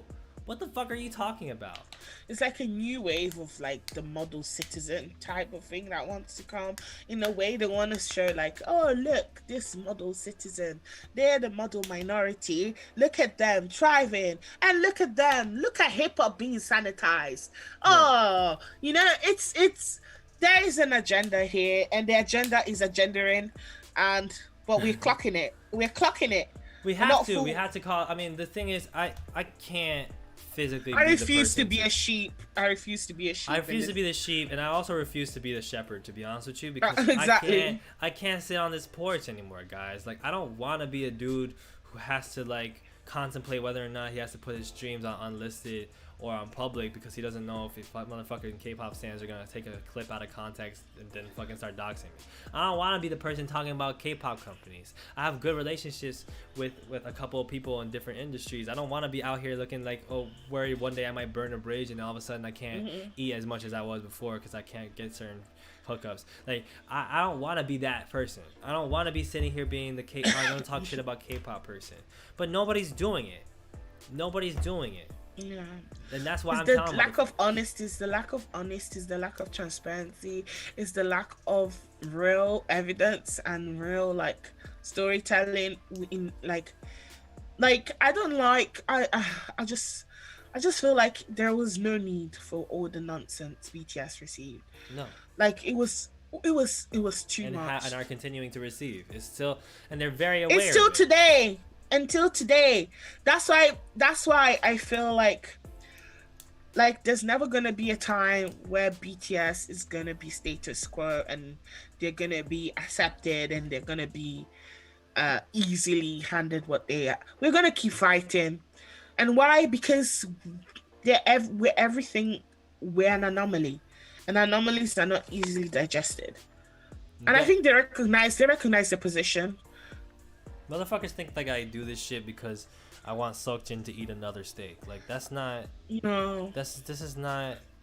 I'm good on them. They'll eat. They'll be great.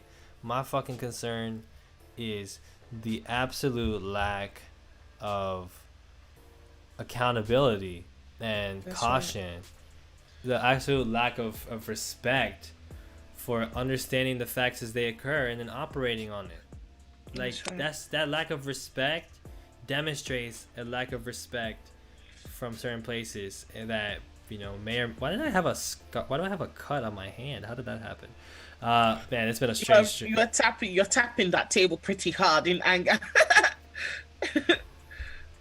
You're like tut tut tut. You know what? That might have been it. I say things like xenophobia, and I'm not trying to sit here and say that anybody's like. Well, I know that I just called somebody a racist white bitch just a second ago, so. But she is.